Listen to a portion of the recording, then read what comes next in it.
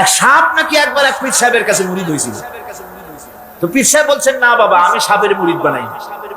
কয় যে, না হুজুর, বহুত আশা করে আসছি, গল্প তো, বহুত আশা করে আসছি আমার মুরিদ বানান। আচ্ছা ঠিক আছে, তবে তোমাকে একটা কাজ করতে হবে। কি কাজ? জিকির আজকার এভাবে করবা, কিন্তু কাউরে দংশন করতে পারবে। হুজুর মেনে নিলাম।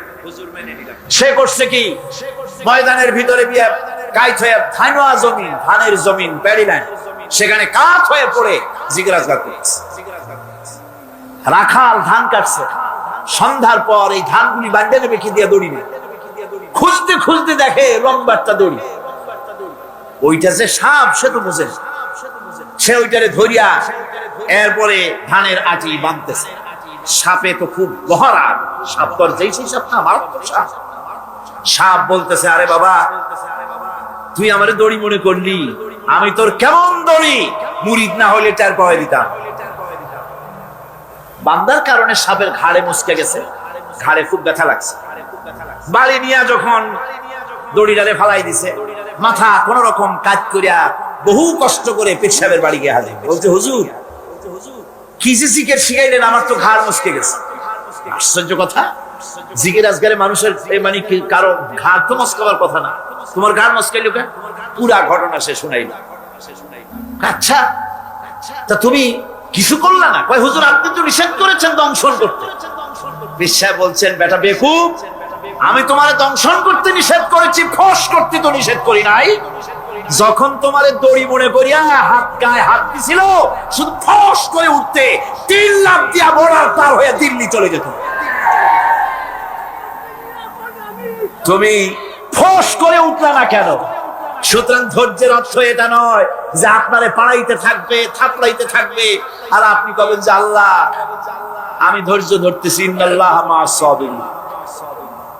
এটার নাম ধৈর্য না। ধৈর্য হচ্ছে ওভারকাম করতে হবে, পরিস্থিতির মোকাবেলা করতে হবে অত্যন্ত সহিষ্ণুতার সাথে, বুদ্ধিমত্তার সাথে, দৃঢ়তার সাথে, পবিত্রতার সাথে। এটার নাম হচ্ছে সবর।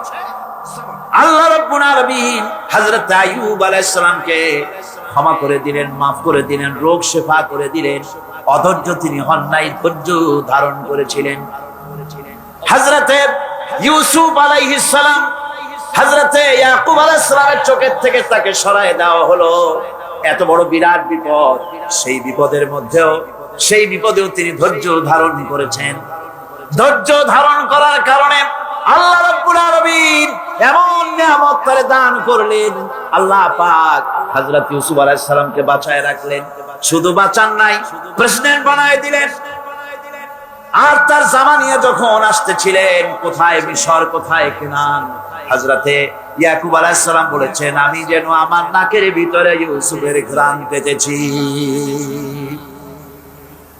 হযরতে ইউসুফ আলাইহিস সালাম তিনিও কি বিরাট ধৈর্যের পরিচয় দিলেন, কোরআন সাক্ষী। সামনে তার সেই 11 ভাই যারা তাকে ফেলে দিয়েছিল গর্তের ভিতরে।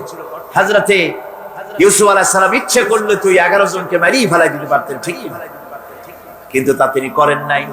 11 ভাইকে তিনি চিনেছেন, সাহায্য করেছেন।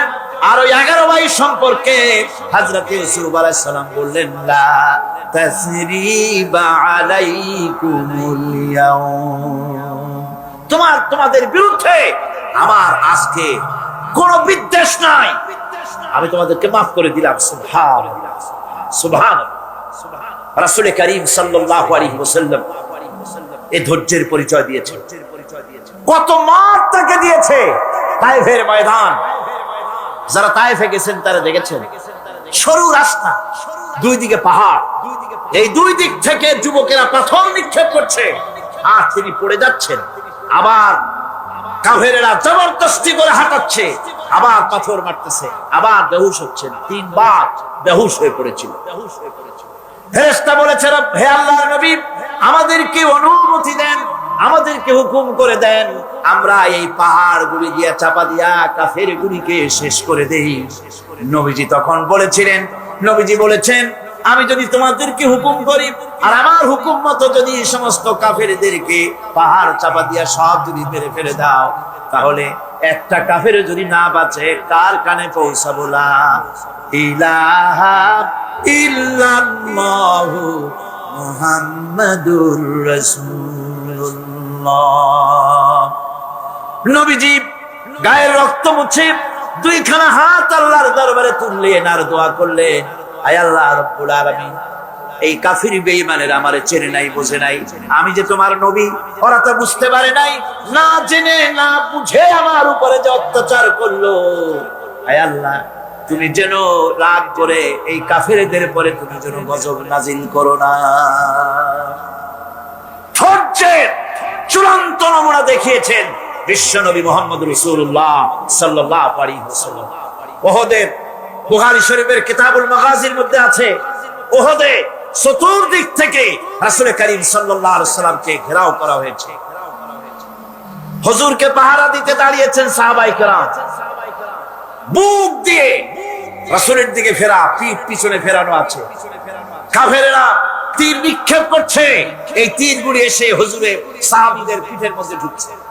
হাদিস শরীফের ভিতরে এসেছে রাসূলকে হেফাজত করার জন্য যত তীর মারা হলো সাহাবীরা তীরগুলি পিঠে ধারণ করলেন। একা হযরত তালহার পিঠে ৮০টা তীর প্রবেশ করেছিল। রাসূলুল্লাহর দান্দার মোবারক শহীদ হয়ে গেল, হুজুর পড়ে গেলেন। হযরত ফাতেমা রাদিয়াল্লাহু তাআলা আনহা ছুটে এসে হুজুরের রক্ত বন্ধ করার জন্য চেষ্টা চালাতে লাগলেন, রক্ত বন্ধ হয় না। হযরত আবু উবাইদা রাদিয়াল্লাহু তাআলা আনহু হুজুরের মস্তকের ভিতর থেকে লোহার কড়া দাঁত দিয়া কামড়াইয়া বহু কষ্ট করে উঠালেন। কপাল দিয়া রক্ত পড়ে, মুখ দিয়া রক্ত পড়ে, দুই হাত দিয়া রাসূল চেহারা বুঝে এনে হাতে দেখেন রক্ত। আল্লাহর নবী বলেন, এই জাতির কল্যাণ কি করে হবে সেই জাতি তার নবীর চেহারা রক্ত দিয়া লাল বানাইয়া দিল। মদিনায় সারা পড়ে গেল, নবী নাই, নবী শহীদ হয়ে গিয়েছেন। চতুর্দিক থেকে লোকেরা দৌড় আরম্ভ করলো, একজন মেয়ে লোক দৌড়ায়। সাহাবীরা জিজ্ঞাসা করেন, কোথায় যাও? মেয়ে লোকটি বলতেছেন, উহুদের দিকে যাই। বলে যাই কোনো লাভ নাই, উহুদে যে যেতেছো যে কোনো লাভ নাই, যেহেতু তোমার যে দুটি ছেলে ছিল, ছেলে দুটি শহীদ হয়ে গিয়েছে। মেয়ে লোকটি বলছে, কে শহীদ হয়েছে শুনতে চাই না, আল্লাহর নবী কেমন আছেন সেটা জানাও। মেয়ে লোকটি বহু কষ্ট করে উহুদের ময়দানে আল্লাহর নবীর খেদমতে হাজির হয়ে নবীজিকে জীবিত অবস্থায় দেখে তিনি বলছিলেন, হে রাসূল, আমার দুইটা কলিজার টুকরা সন্তান দুনিয়া থেকে বিদায় হয়ে গেছে, আমার মনে কোনো কষ্ট লাগে নাই, হুজুর আপনি বেঁচে আছেন, এটাই উম্মতের বড় সান্ত্বনা। ভাই আমার, এই হাজারো বিপদ হাজারো মুসিবতের ভিতরে ধৈর্য ধারণ করেছেন আল্লাহর নবীরা, ধৈর্য ধারণ করেছেন। ধৈর্য হচ্ছে সবচাইতে বড় কোয়ালিটি। ওয়াতাওয়াসাউ বিল হাক্কি ওয়াতাওয়াসাউ বিস সাবর। সবর ইখতিয়ার করলে বলে দুনিয়া আল্লাহ শান্তি দিবেন, আখিরাতেও শান্তি দিবেন। আজ আমার দেশে যত সবচাইতে বেশি যে জিনিসের অভাব তার নাম হলো সবর। কিসের অভাব? সবরের অভাব। তোমরা কি মনে করেছো যে বেহেশতে চলে যাবে? অথচ এখনো দেখা হয় নাই যে তোমাদের মধ্যে কে সবর অবলম্বনকারী, জিহাদের ময়দানে কে জিহাদ করতে এবং সবর ইখতিয়ার করতে কে তোমাদের মধ্যে পারদর্শী, অথবা এই পরীক্ষায় কে কামিয়াব হবে, এটা এখনই দেখা হয় নাই। আর এমনি তোমরা জান্নাতে চলে যাবে? জান্নাতে যাওয়া তো সহজ নয়, আল্লাহ পাক পরীক্ষা নেবেন, সেই পরীক্ষায় কামিয়াব হতে হবে। আর আল্লাহ পাক বলেছেন, অবশ্যই সবরের পরীক্ষা নেব। وَلَنَبْلُوَنَّكُمْ حَتَّى نَعْلَمَ الْمُجَاهِدِينَ مِنْكُمْ وَالصَّابِرِينَ وَنَبْلُوَ أَخْبَارَكُمْ। অবশ্যই আমি তোমাদেরকে পরীক্ষা করব, আর এই পরীক্ষার ভিতরে সত্যিকারের মুজাহিদ যারা, তারাই যারা নাকি দৃঢ়তা অবলম্বন করবে, সবর ইখতিয়ার করবে, আল্লাহ রাব্বুল আলামিন পরীক্ষায় তাদেরকে কামিয়াব করবেন। এই সবর এক মহা সম্পদ, সবর ইখতিয়ার করতে হবে মুসলমানদেরকে। জান্নাতের ভিতরেও আল্লাহ পাক যারা সবর করবে তাদের জন্য বিরাট নিয়ামত আল্লাহ পাক জান্নাতে দান করবেন।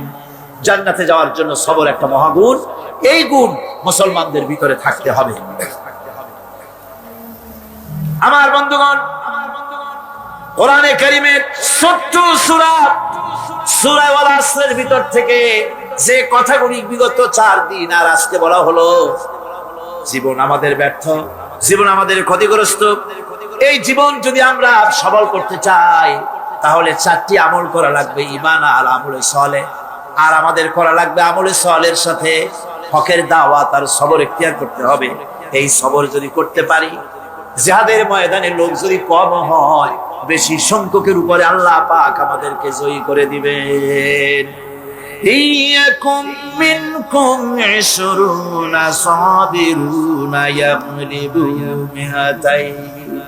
তোমাদের মধ্যে যদি 20 জন লোক যদি তোমাদের মধ্যে সাবের হয়, ধৈর্যশীল হয়, তাহলে 200 লোকের উপরে আমি আল্লাহ রাব্বুল আলামিন তোমাদেরকে জয়যুক্ত করে দেব। জোরে কোন সুবহানাল্লাহ। 20 জন যদি হয় 200-র উপরে আমি তোমাদেরকে জয়যুক্ত করে দেব।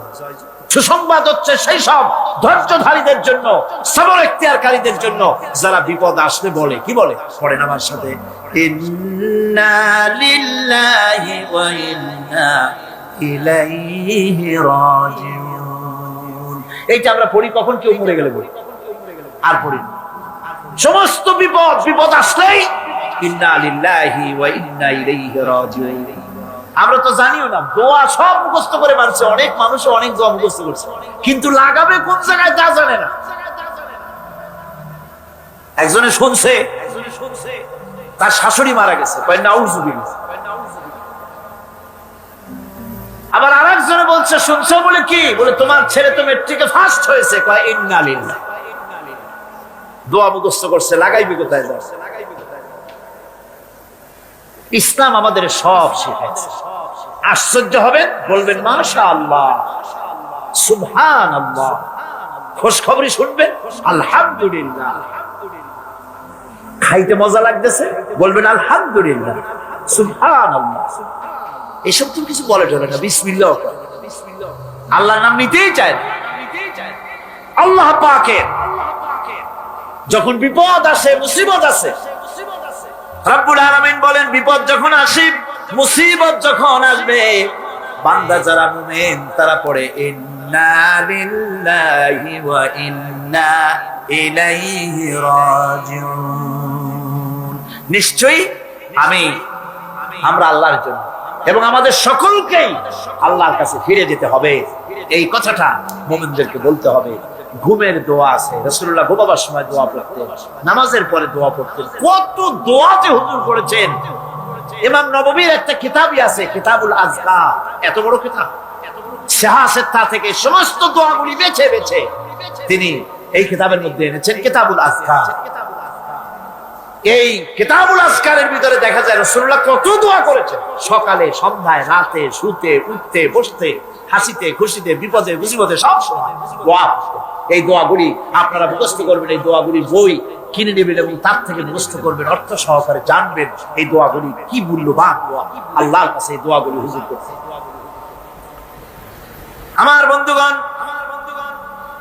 সবরকারীদের জন্য আল্লাহ রাব্বুল আলামিন জান্নাতের ভিতরে সুউচ্চ মর্যাদা দান করবেন। তাদের জন্য সুসংবাদ রয়েছে, উলাইকা ইউজজাউনাল গুরফাতা বিমা সাবারু ওয়া ইউলাক্কাউনা ফিহা তাহিয়াতান ওয়া সালামা।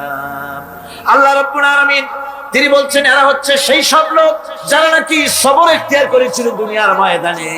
তাদেরকে আল্লাহ পাক জান্নাতের ভিতরে সুন্দর সুন্দর জায়গা, সুউচ্চ জায়গা, প্রশংসিত জায়গা তাদেরকে দান করা হবে এবং তাদেরকে শুভ সম্বোধন করা হবে। সেখানে তারা চিরকাল প্রবেশ করে থাকবে। আল্লাহর দয়া তো দারুণ বান্দার উপরে। বান্দা যদি একটু আমল করে, ভালো পথে চলে, গতকাল বলেছি সওয়াব করবেন একটা, আল্লাহ নেকি দেবেন 10টা। নেকির কাজ করবেন, আল্লাহ দিবে কয়টা? 10টা। তিনি তো রহমান, তিনি রহিম। এত দয়া তার।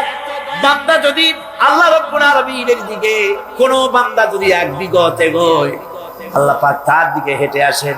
বান্দা যদি হেঁটে যায়, আল্লাহর রহমত বান্দার দিকে দৌড়াইয়া যায়। আল্লাহ পাক বলছেন, আমার গজবের চাইতে আমার রহমত বেশি। সুবহানাল্লাহ। সেই জন্য আকীদাকে শুদ্ধ করে নিতে হবে।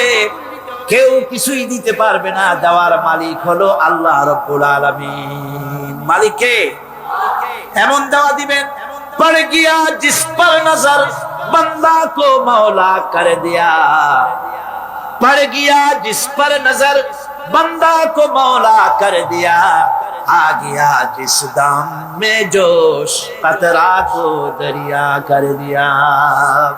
আল্লাহ রাব্বুল আলামিনের রহমতের নজর যদি কোনো গোলামের প্রতি পড়ে যায়, গোলামটা বাদশাহে পরিণত হয়ে যায়।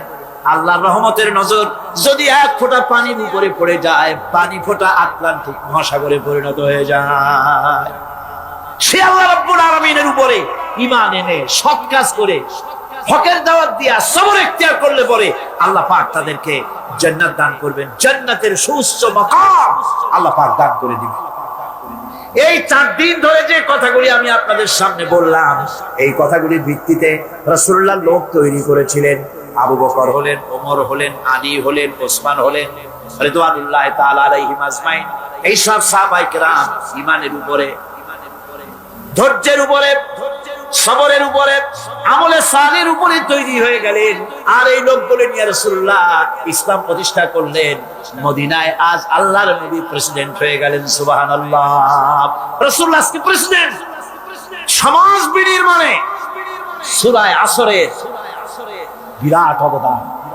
আল্লাহ বললেন জীবনের সমস্ত মানুষের জীবন বিফল, ব্যর্থ, ক্ষতিগ্রস্ত। 4টা কাজ করলে জীবন সফল হয়ে যাবে। কয়টা কাজ? মাত্র 4টা কাজ। এই 4টি কাজ যদি বাংলাদেশের জনগণ করে, ঈমান যদি আনে, সৎ কাজ যদি করে, হকের দাওয়াত যদি দেয়, কোনো ভয় পাবে না। মসজিদের মিম্বরে বসে হক কথা বলবে, তাতে চাকরি থাকুক আর চলে যা। এর নাম ঈমান। এর নাম কি? এর নাম ঈমান। সুতরাং আজ ওলামাদের সবচাইতে বড় দায়িত্ব, সবচাইতে বড় দায়িত্ব কার? ওলামা, খোতাবা। তারা হচ্ছেন ওমানাউদ্দিন, দ্বীনের আমানত আলেমদের কাছে। কার কাছে? ওলামাদের কাছে দ্বীনের দায়িত্ব। মাহফিলের ভেতরে, মসজিদের মেম্বরে দাঁড়িয়ে হক কথা বলতে হবে, নাকের বিরুদ্ধে কথা বলতে হবে। চাকরি থাক আর যাক, কোনো পরোয়া করি না। রুজির মালিক আল্লাহ। রুজির মালিক কে? জোরে চিল্লায় এখন কে? আল্লাহ রাব্বুল আলামিন বলেছেন, ওয়া মা মিন দাব্বাতিন ফিল আরদি ইল্লা আলাল্লাহি রিজকুহা। এই পৃথিবীর বুকে এমন কোন বিচরণশীল জীব নাই যে জীবের রিজকের দায়িত্ব আমি আল্লাহ আমার নিজ হাতে গ্রহণ করি নাই। বেটা রিজকের মালিক আমি, তুমি সুসু করো কেন? তোমারও তো ভয় কেন? হক কথা বলতে হবে। হক কথা যদি সাহাবায়ে কেরাম না বলতেন, তাহলে মক্কা ইসলাম শেষ হয়ে যেত, মদিনা পর্যন্ত আসতে পারতো না। ঠিক কিনা কর? আমাদের শানদার মাঝি ওলামায়ে কেরামদের রয়েছে শানদার মাঝি, অর্থাৎ উজ্জ্বল অতীত, উজ্জ্বল অতীত। বন্ধুগণ, আমি বাংলাদেশের সমস্ত ওলামায়ে কেরাম, মাশায়েখে এজাম সকলকে বিনীতভাবে অনুরোধ করি, ওলামা, মাশায়েখ, ইসলামী দলগুলি যদি এক হয়ে যায়, এই দেশে ইসলাম কায়েম করা কোনো কঠিন বিষয় নয়। আমার এই কথা কি ঠিক? ওলামারা এক হইলে, পীর সাহেবরা, ইসলামী দলগুলি এক হলে ইসলাম যে কায়েম হয়ে যাবে, এ কথা আমাদের শত্রুরা বোঝে নাকি বোঝে না? বোঝে কি না? বোঝে বলেই এক হতে দেয় না। আপনারা যেন অন্যদের শিকার হবেন, ম্যাক্সিমাম স্যাক্রিফাইস করতে আমরা যেন পারি। সমস্ত টুপি আমরাই 5 কোটি বানাইতে পারবো? সম্ভব? সব টুপিগুলি গোল বানাইতে পারবো না, সব টুপিগুলি কিস্তি বানাতে পারবো না। জামায়, টুপিতে, বিভিন্ন ব্যাপারে কিছুটা ব্যতিক্রম তো থাকবেই, অতীতেও ছিল, এখনো আছে। সুতরাং এইগুলিকে আল ইত্তেহাদ মাল ইখতিলাফ, ছোটখাটো মতভেদ ভুলে গিয়ে ঐক্যের প্ল্যাটফর্মে আসতে পারলে এদেশে ইসলাম কায়েম হওয়ার সম্ভাবনা 100-তে 100। শুনলেন না বিদেশি বক্তারা কি বক্তৃতা করলেন? জীবনেও এত বড় কোরআনের মাহফিল চোখে দেখেনি। সুবহানাল্লাহ, সুবহানাল্লাহ। সেই বাংলাদেশে যদি কোরআনের শাসন কায়েম না হয়, তাহলে আমি একটা মারাত্মক বড় কথা বলবো। এই দেশে যদি ইসলাম কায়েম না হয়, সাধারণ জনগণ দায়ী হবে না। কিয়ামতে আমি আশঙ্কা করি আলেম ওলামা, পীর বুজুর্গ, ইসলামী দলগুলি দায়ী হয়ে যাওয়ার সম্ভাবনা বেশি। আল্লাহ যেন দয়া করে সব ওলামাদেরকে, পীর সাহেবদেরকে বুকে বুকে মেলার তৌফিক দান করে দেয়। আল্লাহ যেন আমাদের মধ্যে পারস্পরিক মহব্বতকে বৃদ্ধি করে দেন। আওলাদ রাসূল আমার থেকেও সুন্দর করে বলেছেন, আলিয়ায় পড়লে সবে দেখতে পারে না, তার ইলম সব কুছ খালিয়া। আর দেওবন্দীদেরকে এইভাবে উনি একটা বলেছেন যে এইভাবে করে একদল আরেক দলকে দেখতে পারবো না, এক পীর আর এক পীরকে সহ্য করতে পারবো না। এটাই আমাদের পতনের কারণ। আল্লাহ যেন আমাদের সকলকে এক প্ল্যাটফর্মে বসার, একজন আর একজনকে চুমা খাওয়ার, বুকের সাথে লাগাবার তৌফিক আল্লাহ যেন দিয়ে দেয়। সকলে কোন আমিন। বন্ধুগণ, ওলামাদের ব্যাপারে আমি খুব আশাবাদী।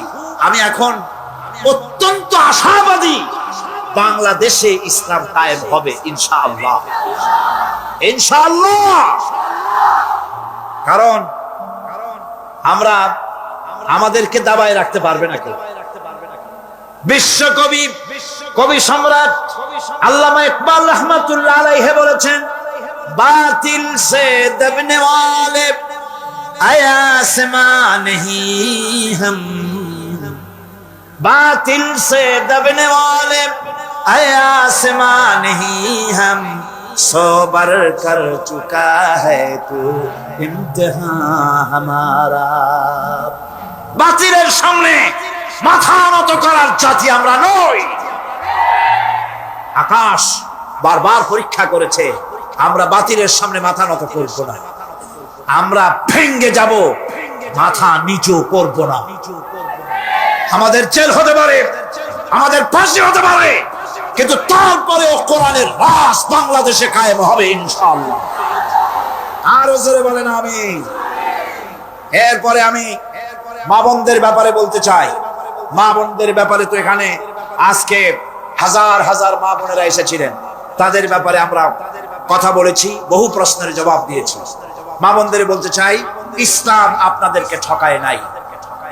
বিশ্বাস করেন, আমার মা বোনেরা যদি জানতেন ইসলাম তাকে, এই কোরআন তাকে কি অধিকার দিয়েছে, আমার রাসূল তাকে কি অধিকার দিয়েছে, এই কথা যদি আমার মা বোনেরা জানতেন, অবশ্যই তারা সব রকমের সংগঠন ছেড়ে দিয়ে এক প্ল্যাটফর্মে এসে সরকারের কাছে তারা দাবি জানাতেন, কিচ্ছু চাই না, কোরআন আমাদের যা দিয়েছে সেইটা আমাদের ফিরাইয়া দাও। মা বোনেরা সেই আন্দোলন করুন, আপনাদের ইজ্জত বাঁচবে, সম্ভ্রম বাঁচবে, সতীত্ব বাঁচবে, দেশ বাঁচবে, জাহান্নাম থেকে কিয়ামতে বেঁচে যাবেন যদি কোরআনের পক্ষে আপনারা কাজ করতে পারেন। আল্লাহ সেই তৌফিক আপনাদেরকে যেন দান করেন, আমরা বলি আমিন। জোরে বলেন। মা বোনেরা, পর্দা আজকে দেশ থেকে উধাও হয়ে যাচ্ছে। পর্দার কনসেপ্ট যেটা আছে সেটা চলে যাচ্ছে। নারীরা বেপর্দা হচ্ছে, জেনাবে বিচার বাড়তেছে, ধর্ষণ বাড়তেছে, হারামি বাড়তেছে। মা বোনদের বলবো, ইসলাম যে ধরনের পর্দা করতে বলেছে সেই পর্দা আপনারা সেভাবে করুন। সে ব্যাপারে বহুত বই আছে, বইগুলি খরিদ করে পর্দার নিয়ম কানুন জেনে সেভাবে আপনারা চলেন। আপনার চাকরি বাকরি, অফিস আদালত, তিজারত সবটাই করতে পারবেন পর্দার ভেতরে থেকে। আল্লাহ যেন সে তৌফিক আপনাদেরকে দেন। যুব সম্প্রদায়ের ব্যাপারে বলতে চাই, আজকের মাহফিলে যুবকদের সংখ্যা কম না বেশি? বেশি মানে কি? জনমের মতো বেশি। আলহামদুলিল্লাহ, আলহামদুলিল্লাহ। একটি জিনিস সম্পর্কে আমি আপনাদেরকে বলবো, সেটা হলো আমার দেশের সবচাইতে নারী নির্যাতনের বড় হাতিয়ার হলো যৌতুক। অবশ্য চট্টগ্রামে যৌতুক নাই, আছে এখানে? কি সর্বনাশ! মনে করছিলাম যে অন্তত চট্টগ্রামটা যৌতুকের হাত থেকে মুক্ত আছে বোধহয়। এখানে বেশি যৌতুক প্রথা, এটি হারাম। বিবাহে মহারানা দিতে হয়। মহারানা দেওয়া কি সুন্নত না নফল? মাশাআল্লাহ, আপনারা তো জানাই আছে মহারানা দেওয়া ফরজ।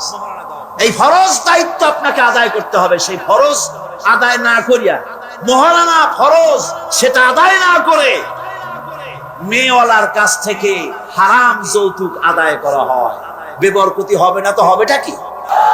বিবাহের সময় শ্বশুর যদি কিছু দেয় সুন্নত, দেওয়া সুন্নত, নেওয়া সুন্নত, কিন্তু জোর করে আদায় করে নেওয়া হারাম। আপনার ছেলে যখন বিবাহ দিবেন কোরআনের মাহফিলে ওয়াদা করতে পারবেন যে অন্তত আমার ছেলে বিয়ে দেওয়ার সময় শুকরের মাংসের মতো হারাম যৌতুক আদায় করব না, পারবেন ওয়াদা করতে? তাহলে ছেলের বাপেরা, যে সব বাপেদের ছেলে আজও বিয়া হয় নাই, ওই সব ছেলেদের পিতারা হাত উঁচু করে দেখান। হাত, অনেক বাচ্চারা হাত তুলছে, আরে বাচ্চারা তো বাপ হও নাই, হাত উঁচু করুন আমি দেখি। আর আমি যতদূর না দেখবো আল্লাহ তো দেখতেছেন। কে দেখতেছেন? হাত নামান। আলহামদুলিল্লাহ, জোরে কোন আলহামদুলিল্লাহ। এবার এবার তরুণ, যুবক, কিশোর যারা বিয়া করো নাই, হাত নামাও, হাত নামাও, হাত নামাও। আচ্ছা, বিবাহ করার সময় থামো না। বিবাহ করার সময় তোমার কাছে মূল্য কোনটার বেশি? টেলিভিশনের মূল্য বেশি না বউর দাম বেশি? শ্বশুরের দেওয়া খাট না হইলে শুইতে পারবা না। তুমি কি এমন ভিক্ষুকের পোলা নাকি?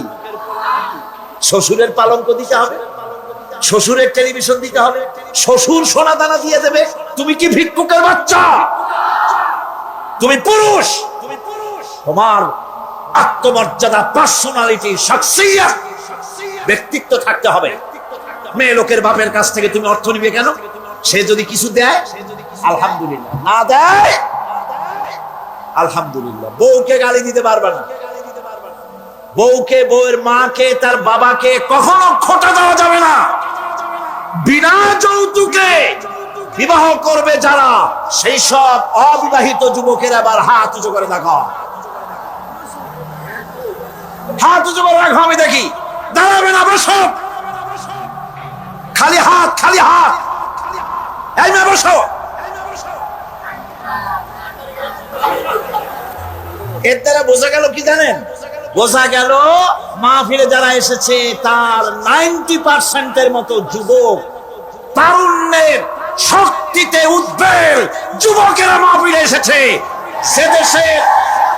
যে দেশের তরুণেরা, যুবকেরা কোরআন শুনতে আসে, সে দেশের কোরআনের আইন বন্ধ করার ক্ষমতা কারো নয়।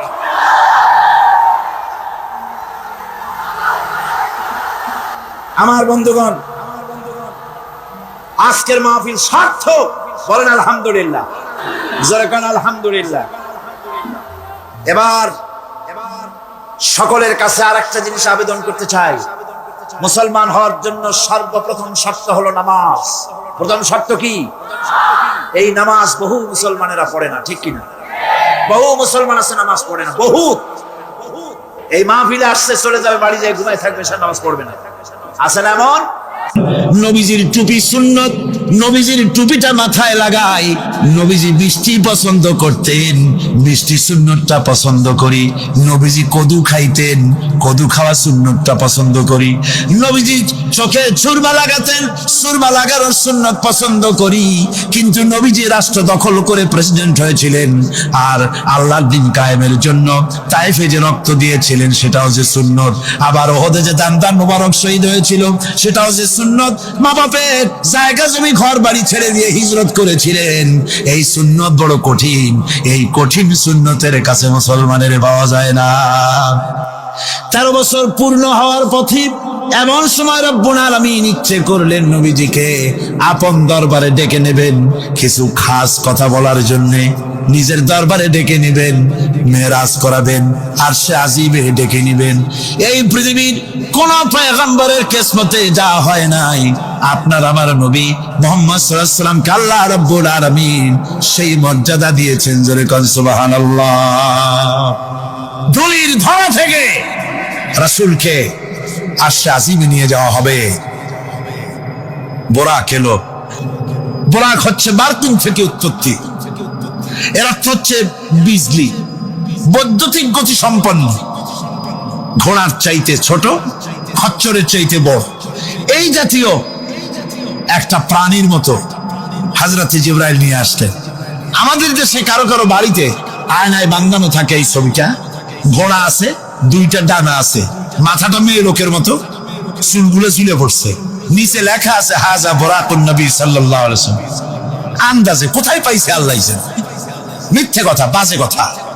আল্লাহ এরকম একটা মেয়ে লোক মার্কা ঘোড়া পাঠাইছিল হুজুরকে নেওয়ার জন্য, এটা কথা হইল?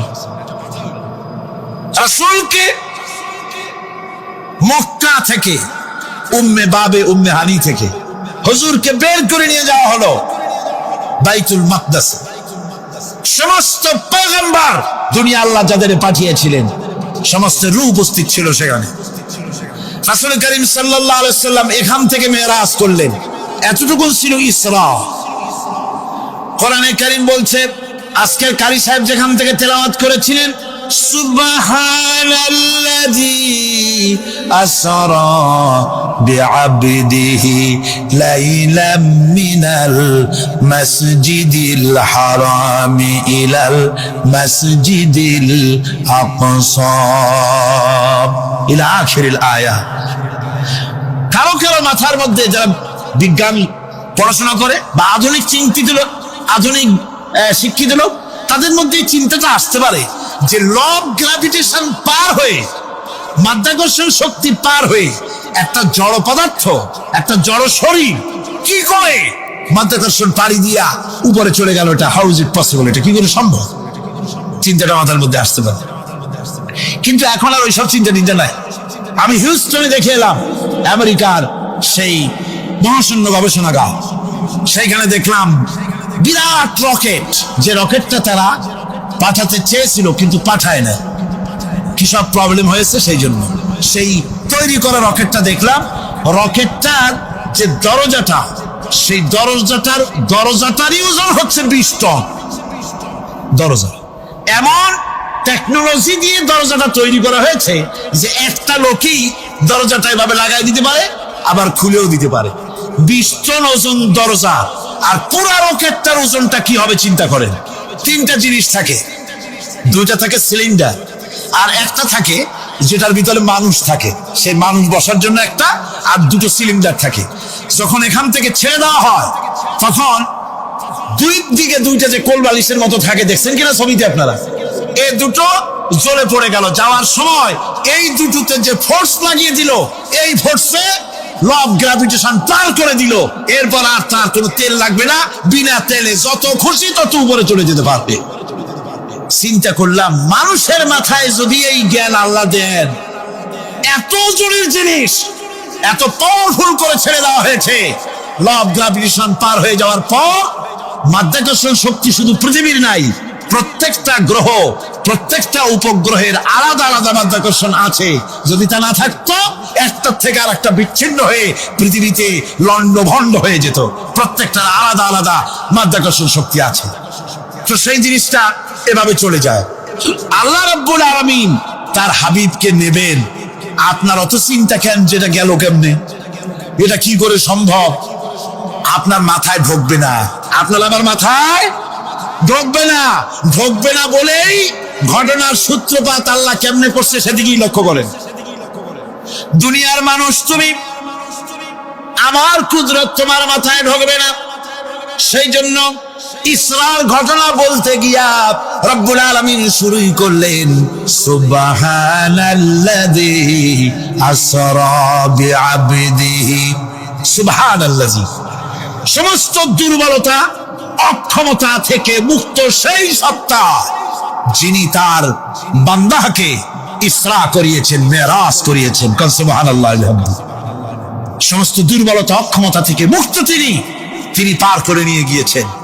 তারপরে মুহূর্তের ভিতরে মহাশূন্য পাড়ি দিয়ে, সেই মহাশূন্য মানে কি, এইখান থেকে সূর্য কত দূরে জানেন না? 9,30,00,000 মাইল দূরে এখান থেকে সূর্য। সেই সূর্য, তারপরে রয়েছে গ্যালাক্সি, মিল্কি ওয়ে, গ্রহ নক্ষত্র, সে যে কত দূরে, যে সমস্ত তারকা, এমন বহুত তারকা আছে যে তারকা সৃষ্টির পর তার আলো পৃথিবীর মাটি আজ পর্যন্ত স্পর্শ করে নাই। অথচ আলোর গতি প্রতি সেকেন্ডে কত মাইল? 1,00,000 ৮৬,০০০ মাইল। এই ১,৮৬,০০০ মাইলের সেকেন্ড, এর মিনিট, এর ঘন্টা, এর দিন, এর সপ্তাহ, এর মাস, এর বছর, এটাকে বলা হয় লাইট ইয়ার, আলোকবর্ষ। সেই তারকা তৈরি হওয়ার পর কত সহস্র সহস্র লাইট ইয়ার চলে গেল, আজ পর্যন্ত সেই তারকার আলো পৃথিবীর মাটি স্পর্শ করতে পারে নাই। তাহলে সেই তারা কোথায়? আল্লাহ রাব্বুল আলামিন তার হাবিবকে চাঁদ, সূর্য, গ্রহ, নক্ষত্র, মহাশূন্য পাড়ি দিয়ে, তারপরে ৭ আকাশ পাড়ি দিয়ে সিদরাতুল মুনতাহা পর্যন্ত নিয়ে গেলেন। জোরে কোন সুবহানাল্লাহ। এবার সিদরাতুল মুনতাহা পর্যন্ত যাওয়ার পথে যত ঘটনা ঘটলো সেগুলো আপনার ইতিহাস থেকে পড়ে নেবেন, ওগুলি বলার সময় আমার কাছে নাই। সিদরাতুল মুনতাহায় যাওয়ার পর হযরত জিবরাইল বলেন, আর আমি যেতে পারবো না, এটা হলো বিপজ্জনক বর্ডার। আমি যদি আর এক চুল অগ্রসর হই তাহলে আমি জ্বলে পুড়ে ছাই হয়ে যাব, আমার আর যাওয়ার অধিকার নাই। হুজুর সেখানে বসে থাকলেন। জিবরাইল বলে গেলেন, এখান থেকে আপনাকে নেওয়ার কুদরতি ব্যবস্থা হয়ে যাবে। রাসূল দুনিয়ায় ফিরে এসে হযরতে বেলালকে ডেকে বলেছিলেন, বেলাল গো, এমন কি আমল তুমি করো আমারে শোনাও। হযরতে বেলাল বলেন, হুজুর আমার আমল তো সব আপনি জানেন। কয় না, কি করো শোনাও। বেলাল বলেন, হুজুর খাস আমলের মধ্যে এতটুকু আছে যে আমি কখনো বিনা উজুতে থাকি না, যখন উজু চলে যায় উজু করি, আর উজুর ইতমামের জন্য 2 রাকাত নফল নামাজ পড়ি। হুজুর বলেন, বেলাল তুমি এই আমল ছাড়বা না, কারণ সিদরাতুল মুনতাহায় হযরত জিবরাইল আমারে যখন ছেড়ে চলে গেলেন, আমার একা একা বড় ভয় লাগতে লাগলো। তখন আমার মনে হচ্ছিল তুমি যেন আমার চতুর্দিকে হাঁটতেছো। আমার ভাইয়েরা, রফরফ নামক বিছানা চলে এলো। কুদরতি এই বিছানায় চড়ে নবীজি আল্লাহ রাব্বুল আলামিনের দরবারে আরশে আজিমে পৌঁছে গেলেন। জোরে বলেন সুবহানাল্লাহ, জোরে বলেন সুবহানাল্লাহ। যেখানে পৃথিবীর কোন মানুষের যাওয়া সম্ভব নয়, গোটা পৃথিবীর মানুষের মর্যাদা আল্লাহ পাক বাড়াই দিলেন, আরশে আজিমে হুজুরকে নিয়ে গেলেন। তারপরে তিনি কথাবার্তা হুজুরের সাথে কি বললেন সেই কথাগুলি নিয়ে আমাদের দেশে কথা হলো এই যে হুজুরকে নিয়ে আল্লাহ 5 ওয়াক্ত নামাজ দিছিলেন তো 50 ওয়াক্ত। মুসা আলাইহিস সালামের সাথে দেখা না হইলে তো কাম সারছিল, আমাদের আর উপায় ছিল না। আরে ভাই, শুধু নামাজ দেওয়াই যদি উদ্দেশ্য হবে তাহলে রোজার মতো তো আল্লাহ দুনিয়ায় বসে দিতে পারতেন কিনা, হজের মতো, যাকাতের মতো পারতেন কিনা। শুধু নামাজের জন্য নয়, আল্লাহ পাকের কায়নাত দেখাবার জন্য আল্লাহ পাক তাকে নিয়েছিলেন। বেহেশত দেখাইছেন, দোজখ দেখাইছেন, ভালো কাজ করলে কিরকম শান্তি হবে, খারাপ কাজ করলে কিরকম শাস্তি হবে চোখে দেখাই দিয়েছেন।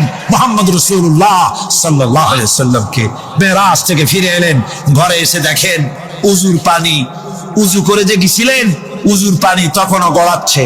যে দরজা দিয়ে বেরিয়েছিলেন দরজাটা ধাক্কায় তখনও কাঁপতেছে। যে বিছানায় শোয়া ছিলেন সে বিছানায় মানুষ শুয়ে থাকলে যেমন উষ্ণ থাকে সেরকমের উষ্ণ ভাব তখনও আছে। কেমনে হলো? মাথায় ডুববে না। সুবহানাল্লাহ কোন ডুববে? জোরে কোন সুবহানাল্লাহ। এটার ব্যাপারে কোন বিজ্ঞান, দর্শন, যুক্তির প্রয়োজন নাই। প্রয়োজন শুধু এতটুকু, আল্লাহ তার হাবিবরে নেবেন, কত দ্রুত নেবেন, কত দ্রুত পাঠাবেন এটা তিনিই ভালো জানেন, আমাদের কোনো জানার কথা না। ঠিক কিনা কর? আল্লাহর নবী বলেছেন, আল্লাহর সৃষ্টি নৈপুণ্যতা সম্পর্কে যদি কোনো বান্দা 1 ঘন্টা চিন্তা করে, 1 ঘন্টা যদি গবেষণা করে, চিন্তা করে, রব্বুল আলামিন তার আমলনামায় 60 বছরের নফল ইবাদতের সওয়াব লিখে দেন। জোরে বলেন সুবহানাল্লাহ। আল্লাহ পাক এই সমস্ত কথা বলে এখন ওই ফর্মুলা বলতেছেন যে আসলে আমার বান্দা হওয়ার জন্য, খাঁটি বান্দা হওয়ার জন্য তার কয়েকটি বৈশিষ্ট্য থাকতে হবে। আল্লাহ পাক এখানে 8টি বৈশিষ্ট্য বর্ণনা করেছেন। আল্লাহর খাঁটি বান্দা হওয়ার জন্য বৈশিষ্ট্য কয়টা লাগবে? 8টি। বেহেশত কয়টা? বেহেশত কয়টি? আল্লাহ পাক বৈশিষ্ট্য বানাইছেন 8টি। এখানে 8টি বৈশিষ্ট্যের কথা বলা হয়েছে। মহান আল্লাহ রাব্বুল আলামিন বলেন, وعباد الرحمن الذين يمشون على الأرض هونا وإذا خاطبهم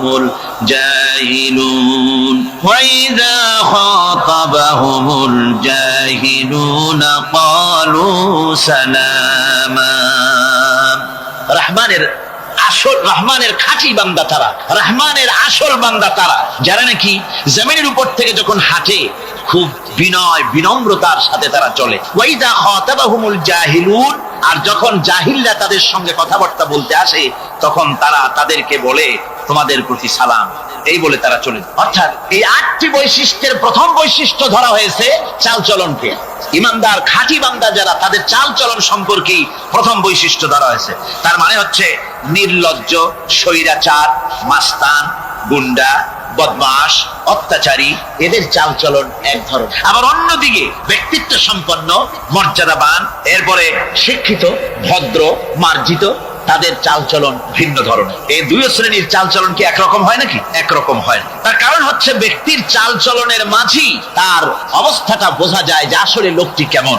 আল্লাহ রাব্বুল আলামিন এই কথার দ্বারা এটা প্রমাণ করতে চান যে মোমেন বান্দা যারা হবে, আল্লাহর খাঁটি বান্দা যারা হবে, তাদের পরিচয় দেওয়া লাগবে না। তাদের চালচলন দেখে, তাদের হাঁটা দেখে, তাদের চলা দেখে, তাদের বলা দেখে, তাদের আচরণ দেখে লোকেরা বুঝতে পারবে যে ইনি হচ্ছেন আল্লাহর একজন খাঁটি বান্দা, একজন মুমিন ব্যক্তি, কথা বুঝতে পারবে। আর সে ব্যক্তি জমিনের উপরে চলবে খুবই বিনম্র ভাবে। কোরআনে কারীমে অন্য জায়গায় আল্লাহ রাব্বুল আলামিন বলেছেন, ওয়ালা তামশি ফিল আরদি মারহান ইন্নাকা লান তাখরিকাল আরদা ওয়া লান তাবলুগাল জিবালা তুলা। আমার জমিনের উপরে অহংকারের পদবরে হেঁটো না, আমার জমিনের উপরে অহংকার করে জমিনের উপরে হেঁটো না। তুমি জমিনের উপরে অহংকার করে হেঁটে পদাঘাত দিয়ে আমার এই জমিনকে ফাটায় দিতে পারবে না। আর তুমি লাভ দিয়ে আমার আকাশে, আমার পাহাড়ের উচ্চতাও তুমি ছাড়িয়ে যেতে পারবে না। অহংকার করে কেউ কি পায়ের আঘাত দিয়ে জমিনটাকে ফাটায় দিতে পারে? কি বলেন, পারবে? আর অহংকার করে লাভ দিয়ে পাহাড়ের উচ্চতাও কি কেউ ছাড়িয়ে দিতে পারবে? পারবে না। সুতরাং অহংকার, মুমিন ব্যক্তি যারা, তারা অহংকার করতে পারে না। অহংকার মুমিনের স্বভাব নয়। অহংকার করতে পারে কেবলমাত্র আল্লাহ রাব্বুল আলামিন। অহংকার হচ্ছে আল্লাহ পাকের ইজাত। অহংকার কি করতে পারেন? আল্লাহ পাক করতে পারেন। মানুষের অহংকার শোভা পায় না। মানুষ, তোমার আবার অহংকার কিসের? এক ফোঁটা নাপাক পানি দিয়ে যার জন্মের উৎস, এমন নাপাক পানি যা শরীর থেকে নির্গত হলে পরে গোসল করা ফরজ হয়ে যায়, এমন এক ফোঁটা নাপাক পানি যার জন্মের উৎস, তার অহংকার কি? অহংকার করবেন আল্লাহ রাব্বুল আলামিন। হাদিসে কুদসির ভিতরে এসেছে, আল্লাহ পাক বলেছেন, যে ব্যক্তি অহংকার করে সেজন্য আমার চাদর নিয়ে টানাটানি করে। জোরে করে নাউযুবিল্লাহি মিন যালিক। সুতরাং মুমিন বান্দা যিনি হবেন, আল্লাহর খাঁটি বান্দা, রহমানের খাঁটি বান্দা, সে ব্যক্তি কখনো জমিনের উপর অহংকারের সাথে চলাফেরা করবে না, বরং তার চালচলন হবে অত্যন্ত বিনম্র। আর কি? আর হলো জাহিলদের সঙ্গে সে কোনো বিতর্কে লিপ্ত হবে না। জাহিলরা গালাগালি দেবে, গালাগালির জবাবে সে গালাগালি দেবে না। জাহিলরা অত্যাচার করবে, অত্যাচারের জবাবে সে অত্যাচার করবে না, বরং তাদেরকে দেখলে, তারা অত্যাচার করতে আসলে, তারা গালাগালি দিলে তাদের জবাবে ইদফা বিল্লাতি হিয়া আহসান, তাদের জবাবে তাদেরকে সালাম দিয়ে সেখান থেকে তারা কেটে পড়বে। সূরা কাসাসের এই আয়াত অন্য জায়গায় আল্লাহ রাব্বুল আলামিন এই কথা আবার এভাবে বলতেছেন, ওয়াইজা সামিউল লাগওয়া আ'রাদু আনহু ওয়া ক্বালু লানা আ'মালুনা ওয়া লাকুম আ'মালুকুম সালামুন আলাইকুম লা নাবতাগিল জাহিলিন। আল্লাহ পাক বলছেন যে যখন মুমিনেরা পরস্পরে মুমিনদের সাথে জাহিলদের যখন দেখা সাক্ষাৎ হয়ে যায়, যখন ঝগড়ায় লিপ্ত হতে চায়, তখন মুমিনেরা যারা মুমিন বান্দা, আল্লাহর খাঁটি বান্দা, তারা বলবে যে তোমাদের আমলের প্রতিফল তোমরা পাবা, আমাদের কৃতকর্মের ফল আমরা পাবো। সুতরাং তোমাদের প্রতি সালাম, তোমাদের সাথে আমাদের কোনো সম্পর্ক নাই। ঝগড়াঝাটি না করে তারা ফিরে আসবে। আল্লাহ পাক এরপরে বলেন, ওয়াল্লাযীনা ইয়াবিতুনা লিরাব্বিহিম সুজদান ওয়া কিয়ামা। রহমানের খাঁটি বান্দা তারাই আরেকটি বৈশিষ্ট্য, তাদের এই 2 নম্বরের বৈশিষ্ট্য বলা হচ্ছে রহমানের, আল্লাহর খাঁটি বান্দার 2 নম্বরের বৈশিষ্ট্য যেটা, সেটা হচ্ছে এই যে তারা রাত কাটায় তার রবের হুজুরে, আল্লাহর দরবারে সেজদা দিয়ে দাঁড়িয়ে থেকে কান্দাকাটি করে তারা রাত গুজরান করে। জোরে বলেন সুবহানাল্লাহ। আর এর বিপরীত যারা, তারা রাত কাটায় রাতের বেলা মদ, জুয়া, সিনেমা, গান বাজনা, অশ্লীলতা, নাটক, হাবিজাবি গল্প গুজব করে তারা তাদের রাত কাটায়। আর যারা মুমিন বান্দা, আল্লাহর বান্দা, যারা খাঁটি বান্দা, তারা এই রাত তারা আল্লাহর ইবাদতের ভিতর থেকে কান্দাকাটির মধ্য দিয়ে দাঁড়িয়ে দাঁড়িয়ে অথবা সেজদার ভিতরে তারা তাদের রাত কাটিয়ে দেয়। কোরআনে কারীমে আল্লাহ রাব্বুল আলামিন এই কথা এভাবে বলেছেন, তাতাজাফা জুনুবুহুম আনিল মাদাজি ইয়াদউনা রাব্বাহুম খাওফান ওয়া তামআন। আমার মুমিন বান্দারা তাদের পার্শ্বদেশ এবং পৃষ্ঠদেশ বিছানার উপরে বেশি রাত থাকে না। তারা তাদের রবের প্রতি রবের ভয়, আল্লাহর ভয়, আশা এবং আশা পোষণ করে, আর তারা আল্লাহকে ভয় করে তারা বিছান থেকে নিজের পিঠকে আলাদা করে নিয়ে তারা রাতের বেলায় আমার কাছে কান্দে, আমার কাছে দোয়া করে, তারা কান্দে, ইবাদত করে। সূরা যারিয়াতের ভিতরে রব্বুল আলামিন বলতেছেন, কানু কালিলাম মিনাল লাইলি মা ইয়াহজাউনা ওয়া বিল আসহারি হুম ইস্তাগফিরুন। আমার এই মুমিন বান্দাগুলি, আমার খাঁটি বান্দা যারা, তারা সারা রাত ঘুমায় না, রাতের একটা অংশ মাত্র তারা ঘুমায়, সারা রাত ঘুমায় না, একটা অংশ তারা ঘুমায়, আর বাকি অংশটুকু শেষ রাত্রে তারা ওঠে আর আমার দরবারে তারা কান্দে, মাপ চায় আর কাঁদতে থাকে, চোখের পানি ফেলতে থাকে। আল্লাহ রাব্বুল আলামিন শেষ রাত্রে প্রথম আকাশে আসেন। হাদিস শরীফে এসেছে, প্রথম আকাশে আল্লাহ রাব্বুল আলামিন এসে দুনিয়ার মানুষকে ডাকেন, কে আছো? গুনাহ করে জীবন বোঝাই করে ফেলেছো, নাফরমানি করেছো, গুনাহ করেছো, অথবা বিপদে পড়েছো, ঋণগ্রস্ত হয়ে পড়েছো, অসুবিধায় পড়েছো, মামলা মোকদ্দমায় পড়েছো, আমার কাছে মাপ চাও, আমার কাছে সাহায্য চাও। এই সময় যে সমস্ত বান্দারা আরামের ঘুমকে হারাম করে আল্লাহর দরবারে কাঁদতে থাকে, তাহাজ্জুদের নামাজ আদায় করে যখন হাত তুলে কাঁদে, আল্লাহ পাক তখন এই দৃশ্য দেখে ফেরেশতাদের বলেন, ও আমার ফেরেশতারা, আমার ওই বান্দাগুলি কাঁদে কেন? সমস্ত মানুষ যখন ঘুমানো, এই বান্দাগুলি কাঁদে কেন বলো? ফেরেশতারা বলে, আল্লাহ তুমি তো ভালো করে জানো। ফেরেশতারা বলে, আল্লাহ পাক বলবেন, তবুও তোমাদের মুখ থেকে শুনতে চাই। ফেরেশতারা তখন বলবে, রব্বুল আলামিন তোমার বান্দা গুনাহ করেছে, জাহান্নামের ভয়তে তোমার কাছে কাঁদতেছে, তোমার ভয়তে কাঁদে, জাহান্নামের ভয়তে কাঁদে। আল্লাহ জিজ্ঞেস করেন, ফেরেশতারা, ওরা যে আমার ভয়তে কাঁদে, ওরা কি আমারে দেখছে নাকি? ফেরেশতারা বলেন, না খোদা তোমারে দেখে নাই। আল্লাহ পাক বলেন, ওরা আমার যে জাহান্নামের ভয়তে কাঁদে, ওই জাহান্নাম তারা দেখেছে নাকি? ফেরেশতারা বলে, না আল্লাহ, তোমার জাহান্নাম ওরা দেখে নাই, তোমার বেশ তো কিছুই দেখে নাই। আল্লাহ পাক বলেন, আমার ফেরেশতারা, এই বান্দাগুলি আমার দুজক দেখে নাই, আমাকে দেখে নাই, হাসর মিজান সিরাত কিছুই দেখে নাই, শুধু কোরআনের কথা শুনে, আমার নবীর কথা শুনে, আমার কোরআনের কথা শুনে বিশ্বাস করে আরামের ঘুমকে হারাম করে কিভাবে কাঁদতেছে তাকায় দেখ। আমার রহমতের দরিয়ায় জোশ মেরে গেছে, তোরা সাক্ষী থেকে যা, আমার ওই ক্রন্দনরত বান্দাগুলিকে আমি আল্লাহ মাফ করে দিলাম।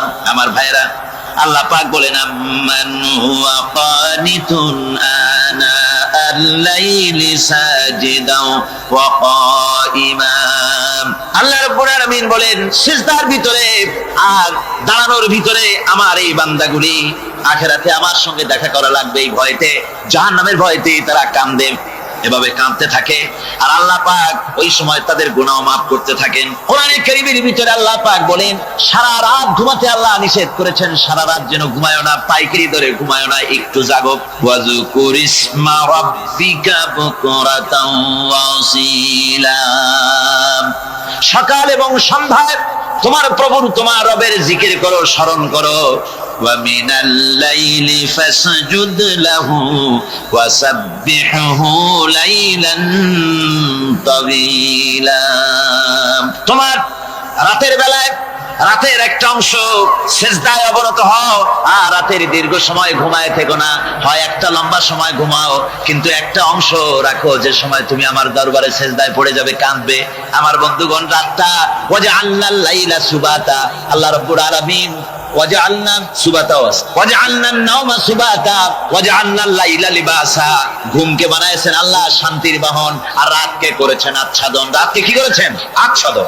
রাতকে একটা পর্দা লাগিয়ে দিয়েছেন, রাতের পর্দা। যেহেতু প্রেম ভালোবাসা ঢোল পিটায় করা যায় না, ঢোল পিটায় প্রেম করা যায় যায় না, মানুষকে দেখায় দেখায় প্রেম ভালোবাসা করা যায় না। এটা হলো দুনিয়ার রীতিনীতি, দুনিয়ায় যেটা মানুষেরা করে। আসল সবচাইতে বড় ভালোবাসার পাত্র হলেন আল্লাহ, মাসুক হলেন আল্লাহ, আশেক হলো মানুষ। আশেক এবং মাসুকের ভিতরে প্রেম বিনিময় হবে, ভালোবাসার আদান প্রদান হবে, কথোপকথন হবে।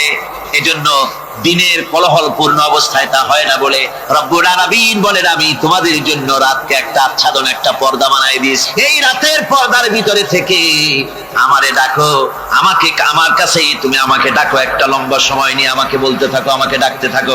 আল্লাহ পাক তার নবীকেও বলেছেন, ইয়া আইয়ুহাল মুযাম্মিলু কুমিল লাইলা ইল্লা কালিলা।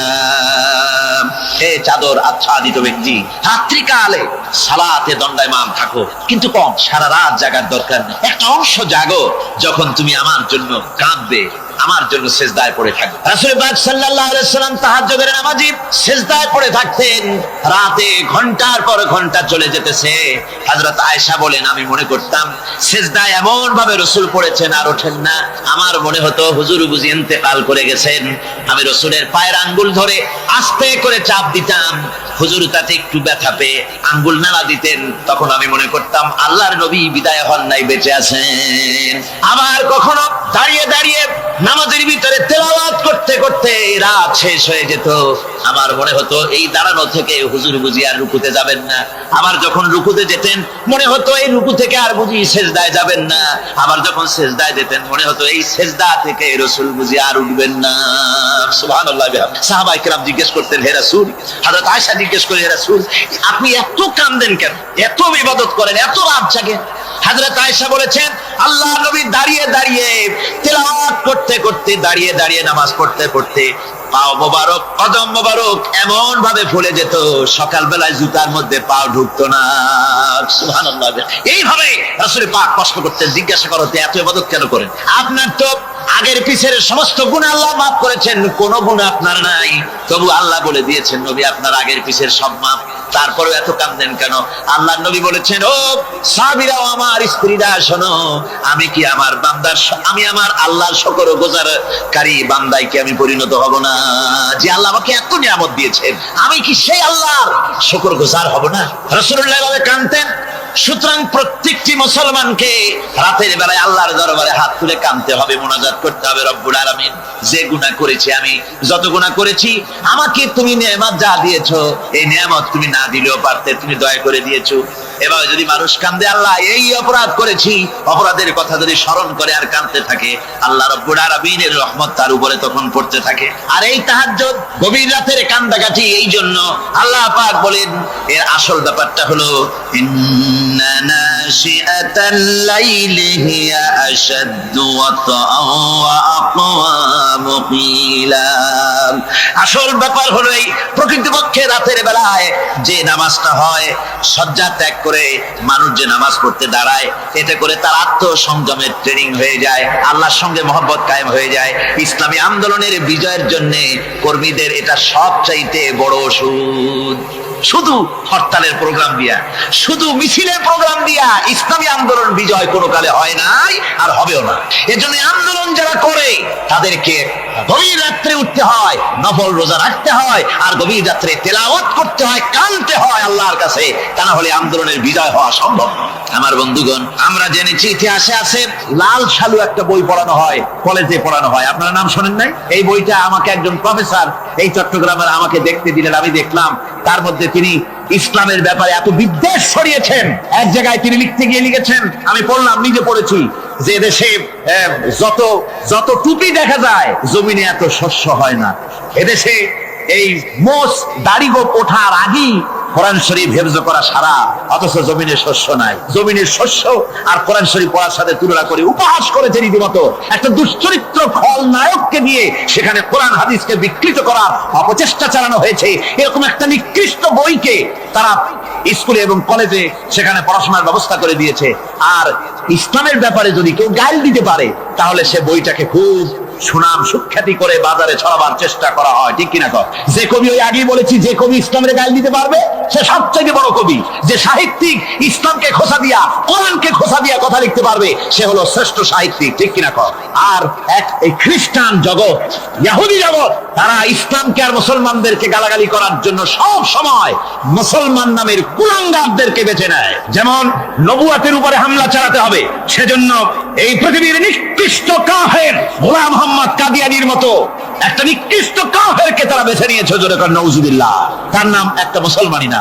আবার আমাদের দেশে আল্লাহকে, রাসূলকে গালি দিতে হবে, দাউদ হায়দারের মতো একটা জাহান্নামের কীটকে তারা বেছে নিয়েছে মুসলমান নামে। আবার রাসূলকে গালি দিতে হবে, হযরত আয়েশা সিদ্দিকা রাদিয়াল্লাহু তাআলা আনহাকে গালি দিতে হবে, সেজন্য মুসলমান নামের কলঙ্ক সালমান রুশদি নামক এক শয়তানকে এই ইহুদিরা বেছে নিয়েছে, ঠিক কিনা কর?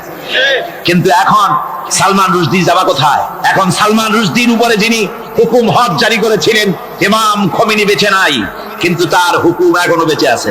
উনি অর্ডার করেছেন যেখানে পাও সেখানে হত্যা করো, ফাকতুলু সালমান রুশদি হাইসু ওয়াজাদতুম, ওরে যেখানে পাও সেখানে হত্যা করো। এখন ওর দশা হয়েছে এই, চেহারা সার্জারি করে ধরিয়া, তারপরে এখন লা ইয়ামুতু ফিহা ওয়ালা ইয়াহিয়া, সে বাইসাও নাই মরিয়াও নাই, এমন অবস্থা আছে। আমার ভাইরা, আমার মুসলমান মদও যদি খায়, জিনাও যদি করে, রাসূলকে যখন কেউ গালি দেয় তখন মনে করে আমি একটা অপরাধ করেছি, ঠিক, আমি মদ খাইছি, অন্যায় করেছি, আমি নামাজ পড়ি না, অন্যায় করেছি, কিন্তু আমার রাসূলকে গালি দিয়েছে, পরে যদি পাই ওর কাঁচা কলিজা চাবায় খাবো, ঠিক কিনা কর? সুতরাং আজকে এইভাবে করে আমার দেশের শিক্ষা ব্যবস্থাকে নষ্ট করা হয়েছে এই ধরনের বই পড়িয়ে। এবং এক শ্রেণীর শিক্ষক আছেন যারা কলেজ ইউনিভার্সিটিতে অপ্রাসঙ্গিক ভাবে ইসলামকে গালাগালি করে, আল্লাহকে গালি দেয়, ইসলামকে গালি দেয়, মুসলমানদেরকে গালি দেয়। বরদাস্ত করতে পারি না। বলি বন্ধুরা, ইসলাম যদি ভালোই না লাগে তাহলে নামটা মুসলমানি নাম রাখছেন কেন? ঘোষণাটা দিয়ে দেন, আমরাও জানাজা না পড়াবার হাত থেকে বেঁচে যাই, ঠিক কিনা? সুতরাং এরা ওই জায়গায় বসে আছে আমাদের সন্তানদের মস্তিষ্ককে বিকৃত করার জন্য। আল্লাহ রাব্বুল আলামিন বলেন এভাবে করে, ওয়াল্লাযীনা লা ইয়াদউনা মা'আল্লাহি ইলাহান আখারা ওয়া লা ইয়াকতুলুনান নাফসাল্লাতী হারামাল্লাহু ইল্লা বিল হক, তারা হত্যা থেকে বিরত থাকে, মানুষকে হত্যা করে না। ওয়া মান ওয়ালা ইয়াজনুন, আর তারা ব্যভিচার করে না, জিনা ব্যভিচার করে না। জিনা ব্যভিচার সম্পর্কে কোরআন শরীফ বলছে, ওয়ালা তাকরাবুজ জিনা ইন্নাহু কানা ফাহিশাতান ওয়া সাআ সাবিলা। জিনা করা তো দূরের কথা, আল্লাহ পাক বলছেন জিনার নিকটবর্তী হয় না। জিনার নিকটবর্তী মানুষ হয় কিভাবে? জিনার নিকটবর্তী হওয়ার জন্য কতগুলি উপকরণ এবং উপাদান আছে। তা হচ্ছে অশ্লীল নৃত্য গীত, তা হচ্ছে যৌন আবেদনমূলক পত্র পত্রিকা, তা হচ্ছে অশ্লীল ছায়াছবি, তা হচ্ছে নারী সৌন্দর্যের প্রদর্শনী। এইসব জিনিসগুলি মানুষকে জেনার দিকে আকৃষ্ট করে। এসব কি আমাদের সমাজে চালু আছে? আমাদের সমাজে আছে। তো জেনার উপকরণ কি কি বললাম? জেনার উপকরণ হচ্ছে সহশিক্ষা, জেনার উপকরণ হচ্ছে নারীর সৌন্দর্য প্রদর্শনী, জেনার উপকরণ হচ্ছে অশ্লীল পত্র পত্রিকা এবং অশ্লীল ছায়াছবি। এগুলি মানুষকে জেনার দিকে আকৃষ্ট করে, উদ্বুদ্ধ করে। এসব আমাদের সমাজে চালু আছে।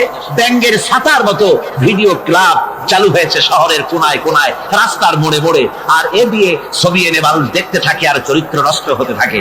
এরপরে রয়েছে সহশিক্ষার ব্যবস্থা, রয়েছে নারীদের বেপরদিগি সৌন্দর্যের প্রদর্শনী, আর রয়েছে যৌনাবেদনমূলক পত্র পত্রিকা। আর পত্র পত্রিকার কাজই হচ্ছে এখন যৌন সুশ্রী দেওয়া আর ইসলামকে গালি দেওয়া। বর্তমান সরকারের আমলে 1991 সনের জানুয়ারি থেকে শুরু করে, যখন সরকারের স্থিতিশীলতা ছিল না, জানুয়ারি ফেব্রুয়ারি মাস থেকে নিয়ে আজ পর্যন্ত বর্তমান সরকার প্রায় 138টি সাপ্তাহিক, পাক্ষিক, মাসিক, দৈনিক পত্রিকার ডিক্লারেশন দিয়েছেন। এতগুলি পত্রিকা, আর সমস্ত পত্রিকায় ওনারা ঘোষণা করেছেন যে আমরা সাংবাদিকতার সর্বোচ্চ স্বাধীনতা দিয়েছি। আর এই সর্বোচ্চ স্বাধীনতার সুযোগ নিয়ে প্রত্যেকটি পত্রিকা, অলমোস্ট প্রায় প্রত্যেকটি পত্রিকা ইসলামকে গালি দিচ্ছে। আর কিছু পত্রিকা সমাজে চালু হয়েছে, বাংলাদেশে চালু হয়েছে ভারতের রয়ের টাকায়। ভারতের রয়ের টাকা দিয়ে যে পত্রিকা, দৈনিক এবং সাপ্তাহিক পত্রিকা চালু হয়েছে, তার ভিতরে রয়েছে দৈনিক ভোর এবং আজকের কাগজ, সাপ্তাহিক পূর্বাভাস। ভারতের রয়ের টাকা দিয়া পরিচালিত এই কাগজগুলি গোটা বাংলাদেশের জাতি সত্তাকে দ্বিধা বিভক্ত করার জন্য সর্বোত্তম প্রচেষ্টা তারা চালাচ্ছে।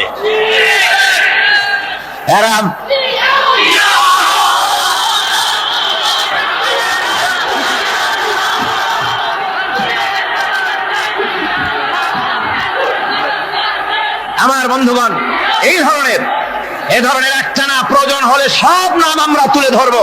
ভারতের টাকা দিয়ে, ভারতের রয়ের টাকা দিয়ে তারা এভাবে পত্রিকা তৈরি করে গোটা বাংলাদেশের স্বাধীনতা, সার্বভৌমত্ব এবং অস্তিত্বের উপরে আঘাত হানতেছে। শুধু তাই নয়, তারা ইসলামের উপর আঘাত হানছে। আলেম এবং পীরদের বিরুদ্ধে বক্তব্য তারা পত্রিকার ভিতরে সমালোচনামূলক কথাবার্তা তারা লিখছে। এমন একটা সাপ্তাহিক পত্রিকা কম পাবেন যেখানে ইসলামকে, ইসলামী আন্দোলনকে কিছু না কিছু খোঁচা মারা না হচ্ছে। ঠিক কিনা কর যারা বলেন ঠিক কিনা? তো এইভাবে করে তারা ষড়যন্ত্র চালিয়ে আমি সেদিন ঢাকায় বলেছিলাম যে বর্তমান মহিলা সরকার চলছে বলে আমরা কথা বলছি না, কিন্তু আমাদের একটা ধৈর্য আছে। আমরা সরকারকে সময় দিচ্ছি এগুলিকে কন্ট্রোল করার জন্য। শাসনতান্ত্রিক অ্যাকশন নেওয়া উচিত গভর্নমেন্টের। শাসনতন্ত্রে কি আছে? শাসনতন্ত্রে সংবিধানে, কনস্টিটিউশনে লেখা আছে যে নাগরিকদের কোন ধর্মীয় অনুভূতিতে আঘাত লাগতে পারে এমন কোন কথা, এমন কোন বক্তব্য কেউ লিখতেও পারবে না, বলতেও পারবে না। সেটা দণ্ডমূলক শাস্তি। এটা শাস্তি হবে, তার এই ধরনের কথা লেখা আছে। এটা লেখা থাকা সত্ত্বেও যারা ইসলামের বিরুদ্ধে কথা বলে, পত্রিকার মাধ্যমে যারা এগুলি লেখে, এগুলির বিরুদ্ধে গভর্নমেন্টের হাত দিতে, অ্যাকশন নিতে অসুবিধা কোথায়? আমরা সময় দিচ্ছি সরকারকে, তারা এই জিনিসগুলি দেখুক এবং অ্যাকশন নিক।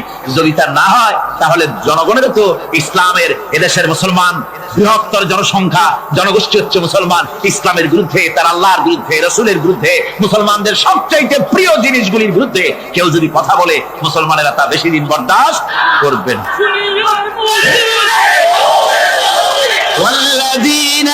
আল্লাহ পাকের বলে বলেন ইউদাআফ লাহুল আযাবু ইয়াওমাল কিয়ামাতি ওয়া ইয়াখলুদু ফীহি মুহানা।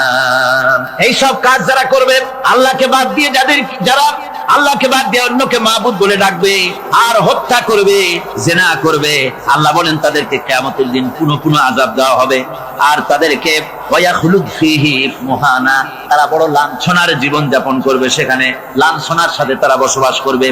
ইল্লা মান তাবা ওয়া আমানা ওয়া আমিলা আমালান সালিহান ফাউলাইকা ইউবাদদিলুল্লাহু সাইয়্যাতিহিম হাসানাত ওয়া কানা আল্লাহু গফুরার রহিমা। ইল্লা মান তাবা, এই সমস্ত আযাব থেকে বাঁচবে কারা? বাঁচবে সেই সব লোক যারা তওবা করেছে এবং নেক আমল করেছে।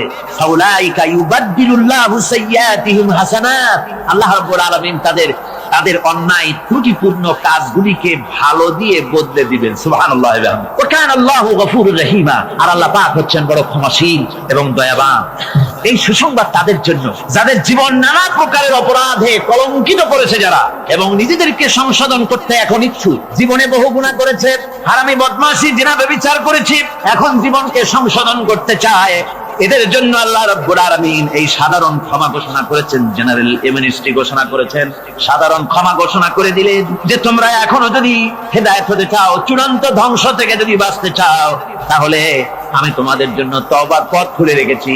আল্লাহ যদি এই তওবার পথ খুলে না দিতেন তাহলে মানুষ হতাশায়, নিরাশায় শয়তান হয়ে যেত।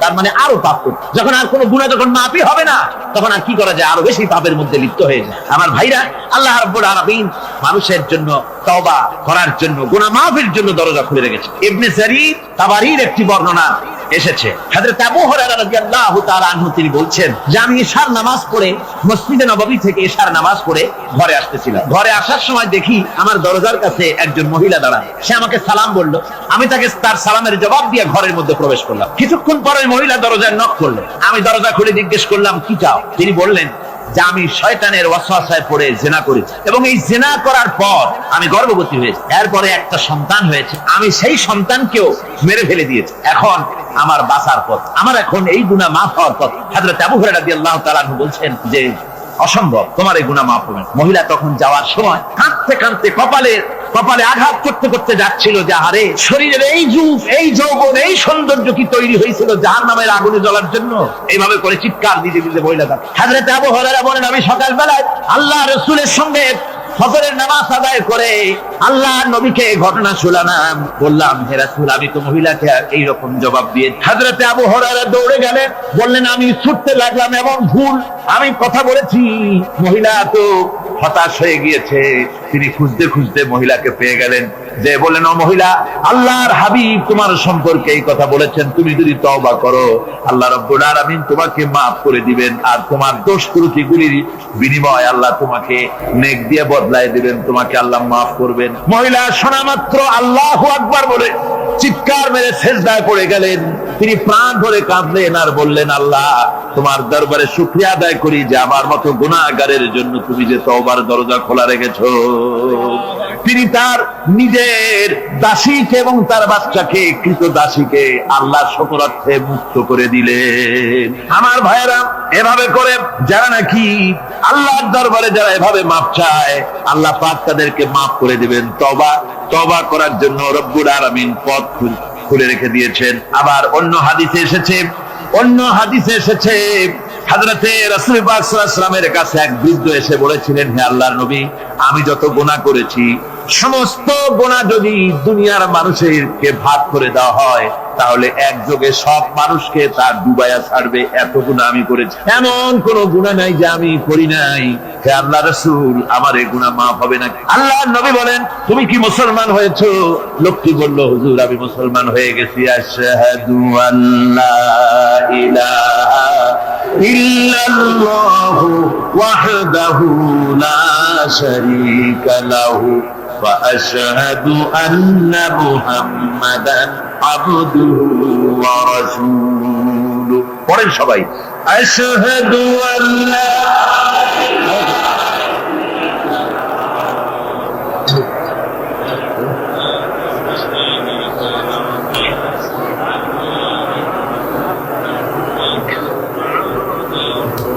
ওই লোকটি যখন কলেমা পড়লেন, বললেন আমি মুসলমান হয়েছি। আল্লাহ নবী বলেন, শোনো আল্লাহর বান্দা, তুমি যখন কলেমা পড়েছো তোমার পেছনের তামাম জিন্দেগীর সমস্ত গুনাহ খাতা আল্লাহ রাব্বুল আলামিন মাফ করে দিয়েছেন। শুধু মাফ করেন নাই, আরো কি করেছেন? ওয়ায়ুবাদদিলুল্লাহু সাইয়্যাতিহিম হাসানাত। দোষ ত্রুটি তোমার যা আছে, যে ব্যক্তি তওবা করে আল্লাহর পথে চলে, নেক আমল করে, পেছনের জীবনের দোষ ত্রুটি যা করেছেন সবগুলির বদলে আল্লাহ রাব্বুল আলামিন নেকি লিখে দিবেন। জোরে বলেন সুবহানাল্লাহ। তার মানে হচ্ছে জীবনে যত অপরাধ করেছিল, তওবা করে যখন ভালো কাজ করবে আর পেছনের কথাগুলি যখন মনে করবে গভীর রাত্রে, আল্লাহ আমি এই ধরনের পাপ করেছিলাম, চুরি করেছি, ডাকাতি করেছি, জেনা করেছি, মদ খেয়েছি, মিথ্যা কথা বলেছি, এই সব কথা বলে যত অনুশোচনা করবে আর অনুতপ্ত হবে, চোখ দিয়া যত পানি পড়বে, নতুন নতুন করে তার আমল নামে আল্লাহ নেকি লিখতে থাকবেন। জোরে বলেন সুবহানাল্লাহ। রব্বুল আলামিন তার বান্দাকে এত ভালোবাসেন, একজন সাহাবী কতগুলি পাখির বাচ্চা নিয়ে রাসূলের কাছে হাজির হয়েছেন। আল্লাহ নবী বলেন, এই পাখির বাচ্চাগুলি আনলা কেন?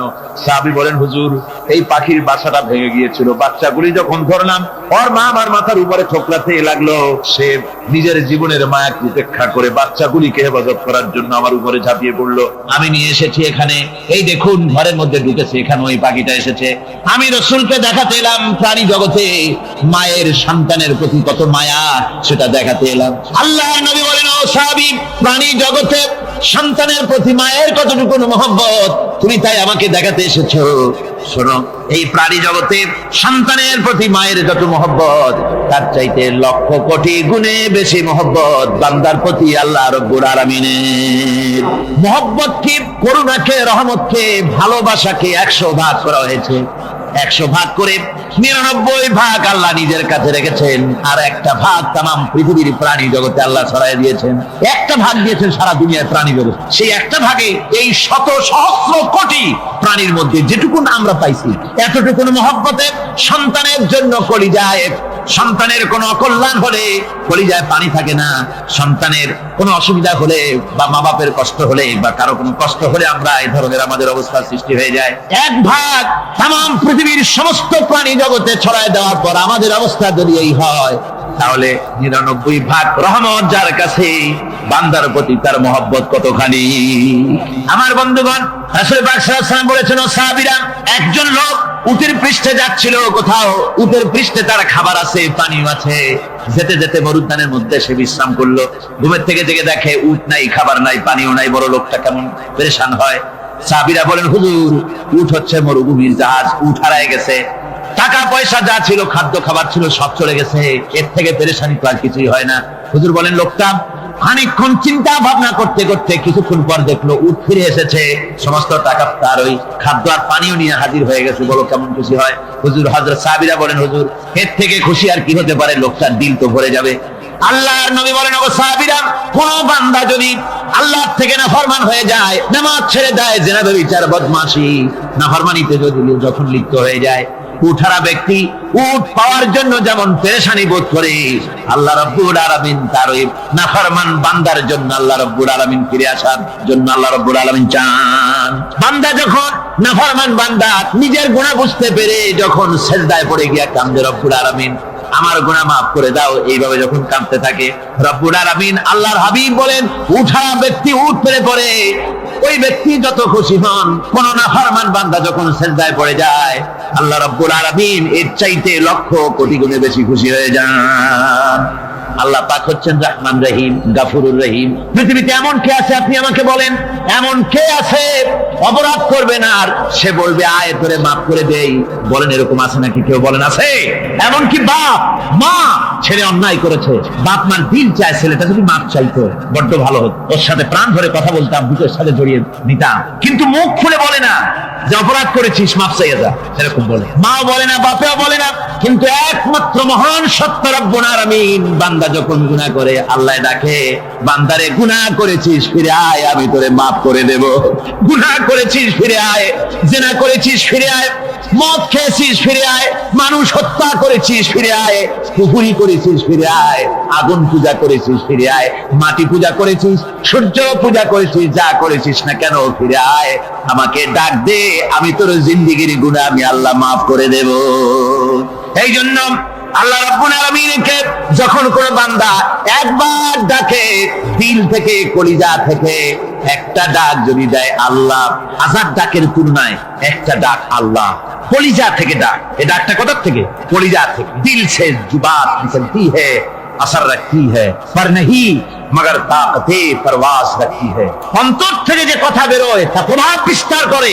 কলিজা থেকে যদি কেউ ডাক দেয় আল্লাহ, কলিজার একটা ডাক আলাদা না? বলেন আলাদা কিনা? কলিজা থেকে ডাক, বলেন না সবাই আল্লাহ।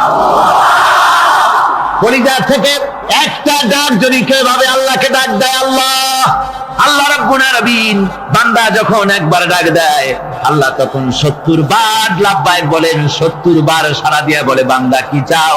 আমি তোর কাছে হাজির। কি চাস বল, আমি মাফ করে দেব। সুতরাং আল্লাহ রাব্বুল আলামিন বলছেন, আমার কাছে ক্ষমা চাও, মাফ চাও, আমার কাছে মাফ চাও, যত মাফ চাইবে আমি মাফ করে দেব।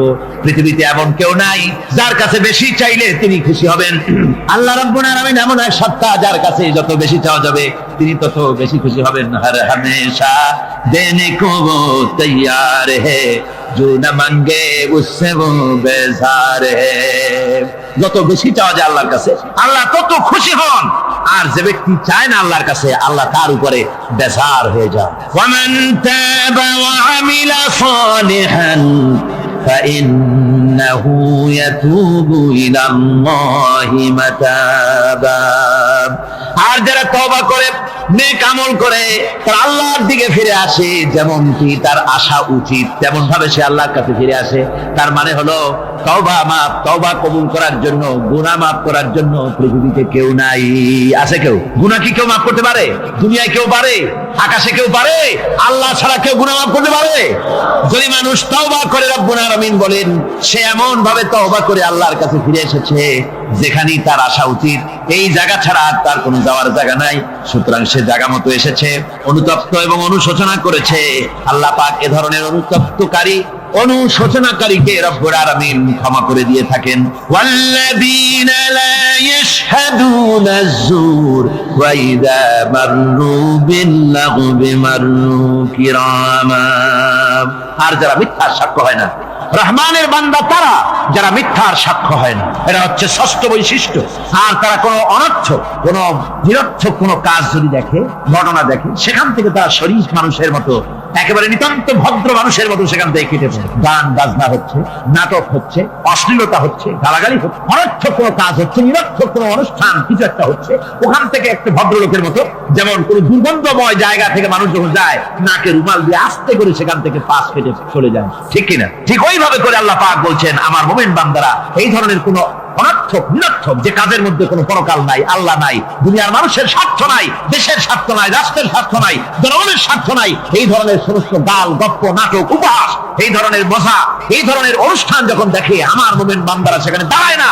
ময়লার কাছ থেকে নাকে রুমাল দিয়ে মানুষ যেমন চলে যায়, এই লোকটি তখন অত্যন্ত ভদ্রের মতো আস্তে করে পাশ কেটে বেরিয়ে যায়। والذين إذا ذكروا بآيات ربهم لم يخروا عليها صما وعميانا। আর আমার বান্দাদের 7 নম্বরের রহমানের বান্দা, খাঁটি বান্দা যারা, তাদের 7 নম্বরের বৈশিষ্ট্য হচ্ছে এই যে ওই সমস্ত বান্দারা তাদের কাছে যখন আমার আয়াতকে শোনানো হয়, আমার কোরআন তেলাওয়াত করে আমার আয়াত করে যখন নসিহত শোনানো হয়, তখন তারা বোবার মতো বধিরের মতো বসে থাকে না। তারা বুঝতে পেরেছেন? রহমানের খাঁটি বান্দা যারা, তাদের কাছে কোরআনের কথা ওয়াজ করে যখন শোনানো হয়, আল্লাহর কালাম যখন শোনানো হয়, আয়াত পড়ে পড়ে যখন নসিহত শোনানো হয়, লাম ইয়াখিরু আলাইহা সুম্মা ওয়া উমিয়ানা, তখন ওই ব্যক্তি অন্ধ এবং বধিরের মতো চুপ করে বসে থাকে না, বরং আমল করা শুরু করে দেয়। জোরে বলেন সুবহানাল্লাহ। যখন সে জানলো যে এগুলি হলো আল্লাহর কাজ, এগুলি আল্লাহর কাজ, আল্লাহ রাসূলের কাজ, তখন তা পালন করা শুরু করে দেয়। এই 5 দিন ধরে কোরআনের যে কথাগুলি হলো, এই কথাগুলি শোনার পর আপনারা কি বসে থাকবেন? বসে থাকবেন? যারা বসে থাকবে এইগুলি শোনার পরে আল্লাহ তাদেরকে বলেছেন এরা হলো অন্ধ, এরা হলো বধির, এরা হলো বোবা। আমরা আল্লাহর এই যে কথা, আমরা কি অন্ধ আর বধির আর বোবা হবো নাকি? আমরা হবো না? আমরা অন্ধ নয়, বধির নয়, বোবা নই, বরং আল্লাহ যা বলেছেন, যা শুনলাম সামি'না ওয়া আতানা, এই 5 দিন ধরে যা শুনলাম আল্লাহর কথা, কার কথা শুনলাম? আর সমস্ত কথা আমরা আমল করবো। জোরে কোন আমিন। আল্লাহ যেন কবুল করেন। জোরে কোন আমিন। আমল করা কি? বসে না থাকা কি? বসে না থাকা হচ্ছে যা শুনলাম, আল্লাহর যা ফরজ, যা হুকুম, তা মানবো। আল্লাহ যা নিষেধ করেছেন তার থেকে ফিরে থাকবো, এটাই হলো কাজ। এরপরে রব্বুল আলামিন বলেন والذين يقولون ربنا هب لنا من أزواجنا وذرياتنا قرة أعين واجعلنا للمتقين إماما। রহমানের বান্দা 8ম নম্বর এবং শেষ নাম্বার হচ্ছে এটা বৈশিষ্ট্য এই যে তারা রহমানের যারা খাঁটি বান্দা, আল্লাহর যারা খাঁটি বান্দা, তারা রব্বুল আলামিনের কাছে মুনাজাত করে, আমার রব, আয় আমার আল্লাহ, হাবলানা মিন আজওয়াজিনা ওয়া যুররিয়াতিনা, আমাদের এবং আমাদের স্ত্রীদের আর আমাদের সন্তানদেরকে তুমি দয়া করে আমাদের চক্ষুর শীতলতা বানায় দাও। জোরে বলেন আমিন। ওয়াজআলনা লিল মুত্তাকিনা ইমামা, আর আমার এই সন্তানদেরকে তুমি মুত্তাকিদের ইমাম বানায় দাও। শুধু মুত্তাকি বানায় না, মুত্তাকিদের নেতা বানায় দাও। যেরকম সুবহানাল্লাহ। এই কথা, এই সূরাটা, এইটা তখনকার কথা যখন এই মুমিনদের মক্কি সূরা, তো এটা যখন মক্কা শরীফে দেখা গেল যে মুসলমানেরা, যিনি ইসলাম কবুল করেছেন তার বাপ কাফের, যিনি ইসলাম কবুল করেছেন কারো বাপ কাফের, কারো মা কাফের, কারো সন্তান কাফের, কারো মেয়ে কাফের, কারো জামাই কাফের, সব প্রিয়জনেরা কুফরি হালতে আছে। আর এগুলি দেখে তাদের চক্ষুর মধ্যে কাঁটা বিঁধতেছিল, চক্ষু জর্জরিত হয়ে যাচ্ছিল। নিজের সন্তানের চেহারা যত ভালো হোক, সন্তান যতই শিক্ষা দীক্ষা থেকে যতই উন্নত আর ভালো হোক না কেন, সে যদি জাহান্নামের দিকে অগ্রসর হতে থাকে, কোন নেককার ইমানদার পিতার মনে তার সান্ত্বনার কারণ হতে পারে না। সে তখন আল্লাহর দরবারে, আল্লাহ পাক বলেন ওই মুমিন বান্দারা আমার কাছে দোয়া করে যে রব্বুল আলামিন আমার সন্তানদেরকে, আমার স্ত্রীদেরকে আমার চোখের শীতলতা বানাও, তাদের আমল আখলাক কেমন বানাও যাতে আমাদের চক্ষু ঠান্ডা হয়ে যায়। জোরে বলেন আমিন। জোরে বলেন আমিন। সন্তানদের জন্য আল্লাহর কাছে দোয়া করতে হবে। আপনারা দেখেন, চোখের সামনে দেখতে পাচ্ছেন সন্তান সিনেমায় যাচ্ছে, সন্তান নামাজ পড়ে না, সন্তান রোজা রাখে না, সন্তান মানুষের তৈরি করা মতাদর্শের পেছনে স্লোগান দিচ্ছে, দৌড়াচ্ছে, আর আপনি পিতা হয়ে তাকে ঠেকাচ্ছেন না। ওই ছেলে তো জাহান্নামে যাচ্ছে, আপনার দরদ হওয়া উচিত, ওই ছেলেকে ফিরানো দরকার, আর আল্লাহর কাছে দোয়া করা দরকার। আমার বন্ধুগণ, দোয়া আল্লাহ নিজেই শিখাই দিচ্ছেন, দোয়া করো। পড়েন আমার সাথে, রব্বানা হাব লানা من أزواجنا وذرياتنا قرة أعين واجعلنا للمتقين إماما أولئك يجزون الغرفة بما صبروا ويلقون فيها تحية وسلاما আল্লাহ পাক বলেন এই সব লোকদের জন্য তারা যে সবর করেছিল সেই সবরের কারণে আমি তাদের উত্তম জাযা দান করব। আর তাদের জন্য ফেরেশতারা চতুর্দিক থেকে ফেরেশতারা তাদের জন্য সম্বোধন করবে, তাদেরকে সম্বর্ধনা দিবে, ফেরেশতারা তাদের সম্বর্ধনা দিবে। ওয়াল মালাইকাতু ইয়াদখুলুনা আলাইহিম মিন কুল্লি বাবিন সালামুন আলাইকুম বিমা সাবারতুম ফানি'মা উকবাদ। চতুর্দিক থেকে ফেরেশতারা আসতে থাকবে আর তারা সালাম দিতে থাকবে, তাদেরকে সম্বর্ধনা দেবে বেহেশতীদেরকে, আর বলবে তোমাদের জন্য এই পরকালের এই ঘরটা, এই জায়গাটা কতই না উত্তম করে আল্লাহ তৈরি করে রেখেছেন। বলেন সুবহানাল্লাহ। সালামুন আলাইকুম। আল্লাহ বলছেন উলাইকা ইউজসাউনাল গুরফাতা বিমা সাবারু, তোমরা যে সবর এখতিয়ার করেছিলে সেজন্য আজকে তোমাদের জন্য আমি এই বিরাট নিয়ামত তোমাদের জন্য রেখেছি।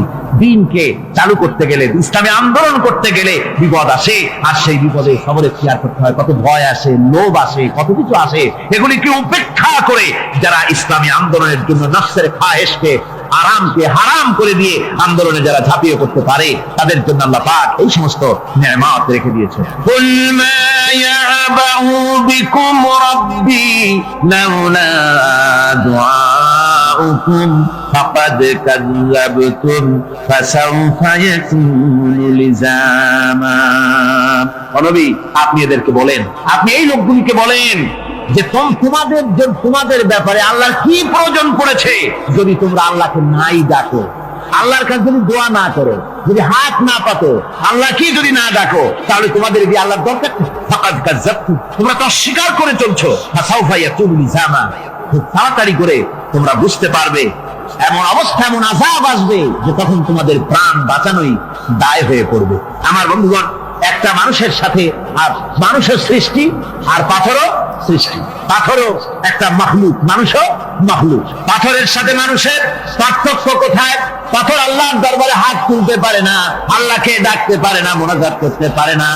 মানুষ ডাকতে পারে, হাত তুলতে পারে, তার হাত দেওয়া আছে। মানুষ হয়ে যদি আল্লাহর দরবারে হাত তুলতে না পারলেন, চোখের পানি যদি না ফেলতে পারলেন, আল্লাহ পাক বলছেন ও নবী বলে দেন, আপনি বলুন তোমাদের দিয়ে কি প্রয়োজন আল্লাহর? লাউলা দুআউকুম, তোমরা যদি সেই আল্লাহকে যদি না ডাকো, যদি তার কাছে হাত না তোলো, তাহলে তোমাদের দিয়ে আল্লাহর দরকারটা কি? তোমাদেরকে রব্বুল আলামিন তৃণ খণ্ডের মতো উড়িয়ে দিবেন, কোন মর্যাদা থাকবে না আল্লাহর কাছে। সুতরাং মর্যাদা পেতে হলে আল্লাহকে ডাকতে হবে, আল্লাহর কাছে চাইতে হবে। এভাবে করে আল্লাহ পাক তার বান্দাদেরকে নির্দেশ করছেন। আমার বন্ধুগণ, এই মোট 8টি বৈশিষ্ট্য ইসলামের আপনার মুমিন বান্দাদের জন্য, রহমানের খাঁটি বান্দাদের জন্য এই 8টি বৈশিষ্ট্য আল্লাহ পাক দান করেছেন। এই 8টি বৈশিষ্ট্য যেন আল্লাহ পাক আমাদের মধ্যে দান করে দেন। জোরে বলেন আমিন, আরো জোরে বলেন আমিন। 8টি বৈশিষ্ট্যের জন্য আল্লাহ পাক বেহেশত রেখেছেন। 8টি বেহেশত কয়টি? এই 8টি বেহেশতের দরওয়াজা আল্লাহ যেন আমাদের জন্য কিয়ামতে খুলে দেন। জোরে কোন আমিন। আমার ভাইরা, আল্লাহ রাব্বুল আলামিন এই কোরআন যে নাযিল করেছেন, এই কোরআন দিয়ে এই ধরনের নৈতিক গুণে গুণান্বিত একটা জনসমষ্টি তৈরি করেছিলেন আল্লাহর হাবিব জনাব মুহাম্মদ রাসূলুল্লাহ সাল্লাল্লাহু আলাইহি ওয়াসাল্লাম। আর সেই জনসমষ্টি দিয়ে রাসূল পাক সাল্লাল্লাহু আলাইহি ওয়াসাল্লাম একটি ইসলামী কল্যাণমূলক রাষ্ট্র তৈরি করেছিলেন। রাসূলুল্লাহ কি করেছিলেন? একটা রাষ্ট্র, এই যা বললাম, এই 5 দিন ধরে যা বললাম, এই সব গুণাবলী দিয়ে, এই সব বৈশিষ্ট্য দিয়ে রাসূলুল্লাহ একটা জনগোষ্ঠী তৈরি করেছিলেন। সেই জনগোষ্ঠী নিয়ে মক্কি জিন্দেগি থেকে রাসূলুল্লাহ মদিনায় আসলেন। আর মদিনায় এসে রাসূলুল্লাহ এখন রাষ্ট্রপ্রধান হয়ে গেলেন। কি হয়ে গেলেন? রাষ্ট্রপ্রধান, প্রেসিডেন্ট হয়ে গেলেন। রাসূলুল্লাহ আজকে প্রেসিডেন্ট, রাষ্ট্র হলো। আর কোরআন দিলেন সংবিধান হিসাবে, শাসনতন্ত্র হিসাবে। আল্লাহর নবী বললেন আজকে আমি দেশবাসীকে এমন একটা কনস্টিটিউশন, এমন একটি সংবিধান দেশবাসীকে আমি দিলাম, যেই সংবিধানের বদৌলতে সমাজে আর চুরি থাকবে না, ডাকাতি থাকবে না, জেনা থাকবে না, ব্যভিচার থাকবে না। এর বদৌলতে মানুষ এখন দরজা খুলে ঘুমাতে পারবে, আর কোনো অশান্তি থাকবে না, চুরি হবে না, ডাকাতি হবে না, নারী ধর্ষণ হবে না, হত্যা হবে না, আরামের জমিন হয়ে যাবে, আর মানুষ শান্তিতে বসবাস করতে পারবে। হুজুর বললেন খায়রুল কুরুনি কারনি, সর্বশ্রেষ্ঠ যুগ হচ্ছে আমার যুগ। আমার বন্ধুগণ, কোরআনের সমাজই ছিল পৃথিবীর সর্বশ্রেষ্ঠ সমাজ।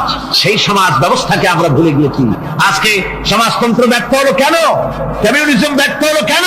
ব্যর্থ হওয়ার একমাত্র কারণ হলো তারা মানুষকে খেতে দিতে পারে নাই, পড়তে দিতে পারে নাই। পুঁজিবাদও ব্যর্থ, সমাজতন্ত্র ব্যর্থ। আসলে ওরা বলেছে আমরা সবাইকে সমান করে দেব, খাইতে দেব, পড়তে দেব, কাপড় দেব, চোপড় দেব, ওষুধ দেব, তোমাদের মৌলিক অধিকার, মৌলিক প্রয়োজন মিটাবো, এগুলি সব তারা বলেছে। কিন্তু মৌলিক প্রয়োজন মিটাতে পারে নাই। 70 বছরে যেতে পারল না, বিদায় হয়ে গিয়েছে। মৌলিক প্রয়োজন মিটাতে পারে শুধুমাত্র কোরআন। কে মিটাতে পারে? কে পারে?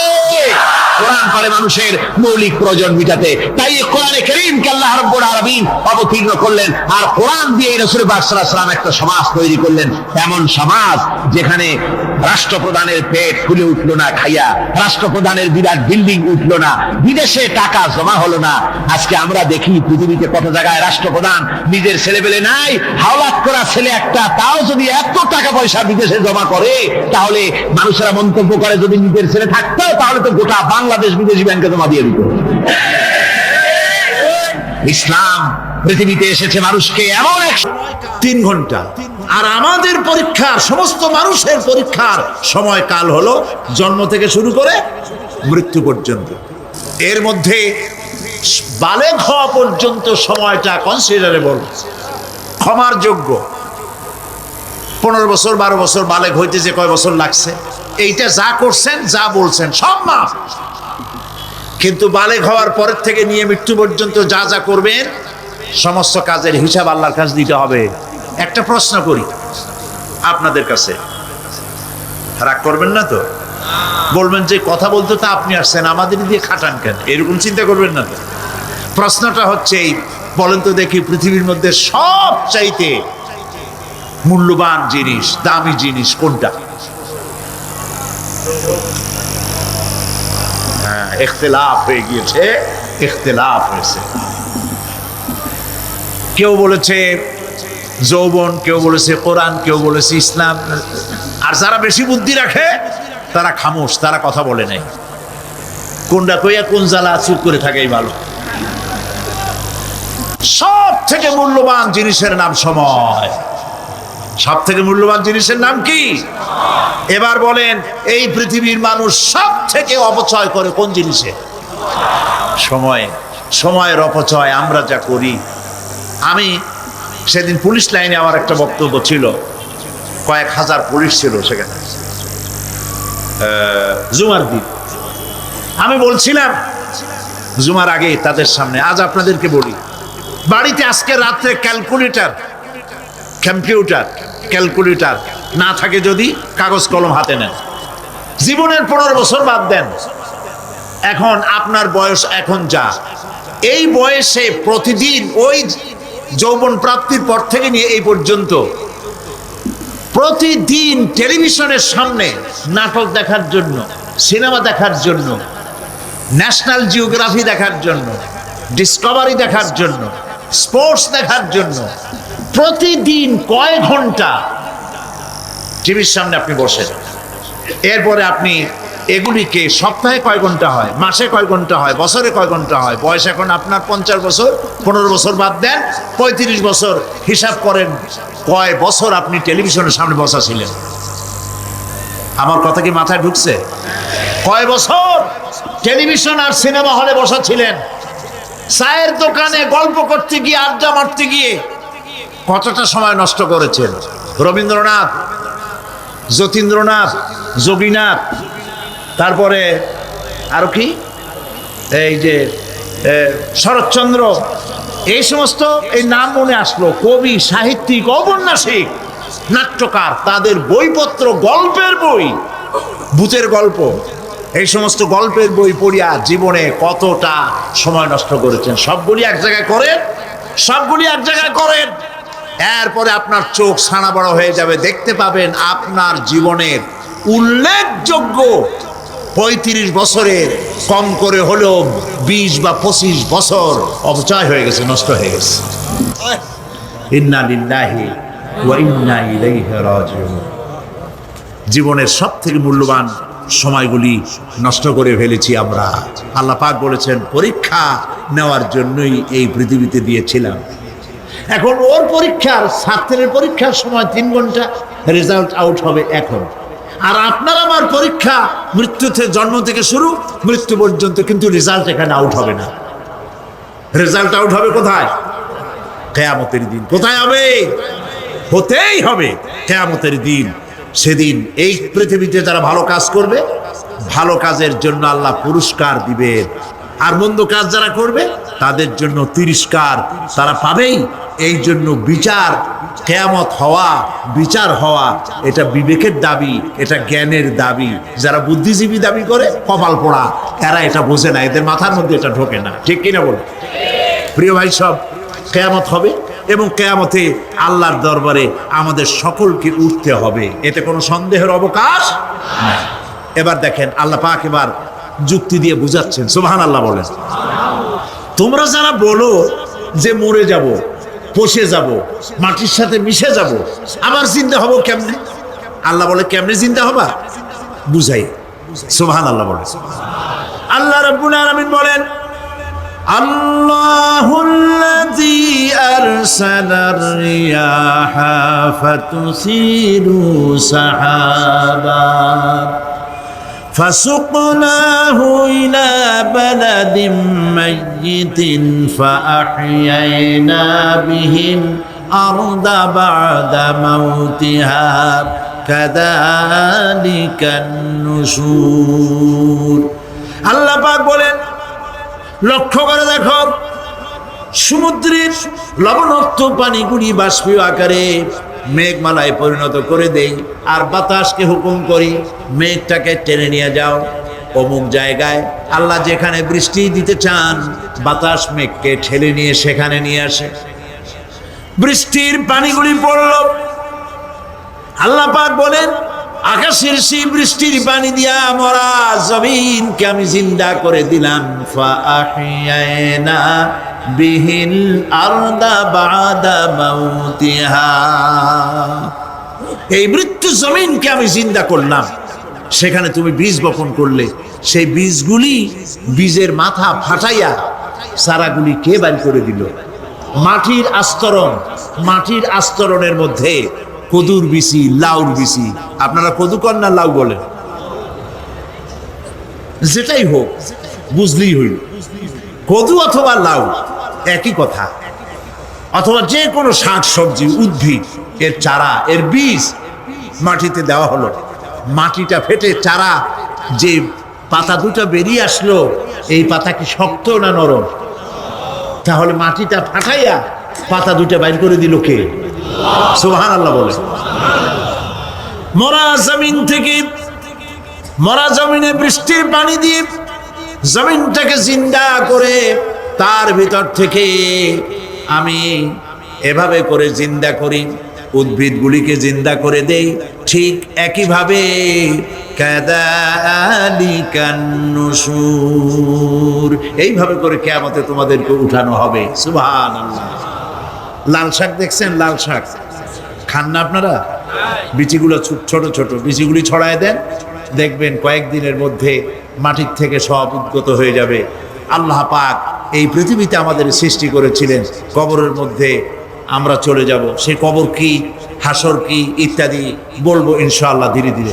তো মাটির ভিতর থেকে এই গাছগুলি, চারাগুলি যেভাবে উদ্গত হয়, আল্লাহ পাক বলছেন এইভাবে করে আমি তোমাদেরকে জিন্দা করব, আবার উঠাবো, এতে কোনো সন্দেহ নাই। সুবহানাল্লাহ।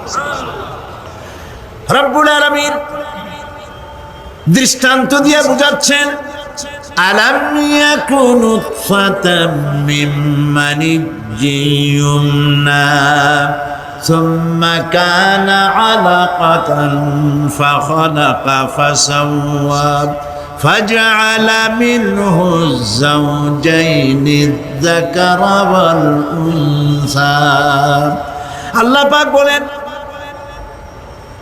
মানুষ কি নিকৃষ্টতম মাতৃগর্ভে নিক্ষিপ্ত এক ফোঁটা পানি ছিল না আমি তার থেকে আকার আকৃতি দিয়ে সুগঠিত করে মানুষের আকার দান করেছি আর মায়ের পেটের ভিতরে আমি নারী আর পুরুষ বানাইছি কন্যা সন্তান এবং পুত্র সন্তান বানাইছি সুবহানাল্লাহ।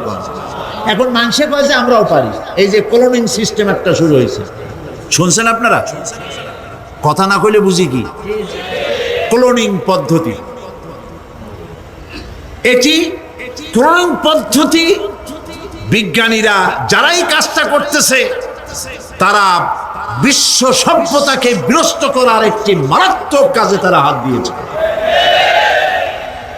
ক্লোনিং পদ্ধতিতে যে যা কিছু তৈরি হয়, এর আগে ভেড়ার বাচ্চা হয়েছে, ছাগলের বাচ্চা বানাইছে, সেগুলি তার মায়ের মতোই হয়েছে অথবা পিতার মতো হয়েছে। পিতার ডিএনএ নিয়ে একটা পুরুষ জাতীয় জন্তুর ডিএনএ অথবা স্ত্রী জাতীয় একটি জন্তুর ডিএনএ নিয়ে তারপরে বিশেষ প্রক্রিয়ার মাধ্যমে সন্তান এই বাচ্চা উৎপাদনের ব্যবস্থা তারা শুরু করেছে পশু দিয়ে। এরপরে মানুষ এভাবে করা যায় কিনা সেই চিন্তা তারা করেছে। ইতিমধ্যে নাকি দুটো বাচ্চা হয়েছে, এটা সত্য না মিথ্যা এখনো যাচাই করা যায় নাই। কিন্তু পশুর থেকে যেগুলো হয়েছে সবগুলি রোগ নিয়ে আসছে পৃথিবীতে, গেল এক নম্বর কথা। দুই নম্বরে ডিএনএর মাধ্যমে যে মানব শিশু পয়দা হয় তার সবগুলি তার মায়ের অনুকরণে হয়, একেবারে অবিকল মায়ের চেহারা নিয়ে আসতেছে, অবিকল পিতার চেহারা নিয়ে আসতেছে। চিন্তা করুন, এই মেয়ে যখন বয়সপ্রাপ্ত হবে তখন তার পিতা কি করে বুঝবে তার বউ কোনটা আর মেয়ে কোনটা? কথা শুনতেছেন? পিতার অবিকল চেহারা নিয়ে একটা সন্তান আসলো, এখন সন্তান বড় হয়েছে, তার মা কি করে বুঝবে যে আমার স্বামী আসছেন আমার ছেলে আসছে? মানুষের এই হাজার হাজার crore crore million billion trillion মানুষ আল্লাহ পাক সৃষ্টি করেছেন এই পৃথিবীতে, একটা মানুষের চেহারার সাথে আর একটা মানুষের মিল না, গলার আওয়াজেরও মিল নাই। যতই নকল করার চেষ্টা করুক একজন আর একজনের, ধরা পড়েই, ঠিক কিনা কর, ধরা পড়বেই। গলার আওয়াজের যদি মিল থাকতো কি হইতো? এই যে মাহফিল আসছেন আপনার ওয়াজ শুনতে, বউ আছে বাড়ি, আপনার অবিকল আপনার আওয়াজের মতো একজন, গলার আওয়াজ ঠিক একই রকম, আপনার ঘরের দরজা কাছে যেয়ে বলতো শুনছো আমি আসছি দরজা খুলে দাও, তারপর দরজা খুললে কি হইতো চিন্তা করেন? সুবহানাল্লাহ বলবেন না? সুতরাং ক্লোনিং পদ্ধতিতে যারা মানুষ বানাবার চেষ্টা করছে বিশ্ব সভ্যতাকে ধ্বংস করার জন্য, নৈতিকতার বাঁধকে ভেঙে দিয়ে পৃথিবীকে জেনা ব্যভিচারের একটি বিশাল একটি জাহান্নামে পরিণত করার জন্য তারা এই চেষ্টা চালাচ্ছে। উচিত হবে পৃথিবীর সমস্ত নেতৃবৃন্দ, বিশ্ব নেতৃবৃন্দের ঐক্যবদ্ধ হয়ে এই দুঃসাহসিক কাজকে বাধা দিয়ে বন্ধ করে দেওয়া উচিত। আল্লাহর সৃষ্টির সাথে পাল্লা দিতে গেলে ধ্বংস ছাড়া পথ থাকবে না। লক্ষ্য করেছেন, আপনি সাক্ষী দিলে আজ এক সাক্ষী দেবেন, কালকে বলবেন যে ওই সাক্ষী আমি দেইনি। আজকে সই করেছেন, কালকে বলবেন ওই সই আমি করি নাই। কিন্তু আল্লাহ রাব্বুল আলামিন আপনার ফিঙ্গারপ্রিন্ট, আপনার আঙ্গুলের ছাপ এমন করে দিয়েছেন, এই আঙ্গুল দিয়ে যদি কাগজের উপর একটা টিপ মারেন, টিপ সই করেন, আপনার বাবা কবর থেকে উঠে এসেও বলতে পারবে না যেটা আপনার না। আদম আলাইহিস সালাম থেকে নিয়ে আজ পর্যন্ত, আজ থেকে নিয়ে কিয়ামত পর্যন্ত যত মানুষ পৃথিবীতে এসেছে আর আসবে, কোন মানুষের আঙ্গুলের রেখার সঙ্গে আর একজন আঙ্গুলের রেখার মিল হবে না। এ হচ্ছে আমার আল্লাহর সৃষ্টি, সুবহানাল্লাহ। সুতরাং তিনি বলছেন আমি মাতৃগর্ভের ভিতরে সন্তান তৈরি করি, সেই সন্তানকে কোনটা কন্যা সন্তান কোনটা পুত্র সন্তান আমি বানাই। এই কাজটা যিনি পারেন, এবার দেখেন সামনে কি বলতেছেন আল্লাহ, এই কাজটি যিনি করতেছেন আলাইসা যালিকা বিকাদিরিন আলা আইয়ুহিয়াল মাউতা। এত বড় কাজ যিনি সম্পাদন করেছেন, এক ফোঁটা নাপাক পানি, এক ফোঁটা নিকৃষ্ট গান্দা পানি যা শরীর থেকে নির্গত হলে পরে গোসল ফরজ হয়ে যায়, এমন এক ফোঁটা পানি দিয়ে তোমার জন্মের উৎপত্তি করেছি, আকার দিলাম, হাত দিলাম, পাও দিলাম, চোখ দিলাম, সুন্দর করে বানালাম, তারপরে পৃথিবীতে পাঠালাম। এরপরে তুমি কি করে মনে করতে পারো যে সেই আল্লাহ তোমার মৃত্যুর পরে আবার চিন্তা করতে পারবে না? আলাইসা যালিক, আল্লাহ পাক কি তোমাকে মৃত্যুর পরে আলাইসা যালিকা বিকাদিরিন, আল্লাহ পাকের পক্ষে এটা কি সম্ভব নয় যে তোমার মৃত্যুর পরে আল্লাহ আবার চিন্তা করবেন? বলেন অবশ্যই পারবেন, বলেন অবশ্যই পারবেন। প্রিয় ভাই সব, আল্লাহ পাক এর পরে বলছে, ইয়া আইয়ুহান নাসু ইন কুনতুম ফি রাইবিম মিনাল বা'সি ফাইন্না খালাকনাকুম মিন তুরাব।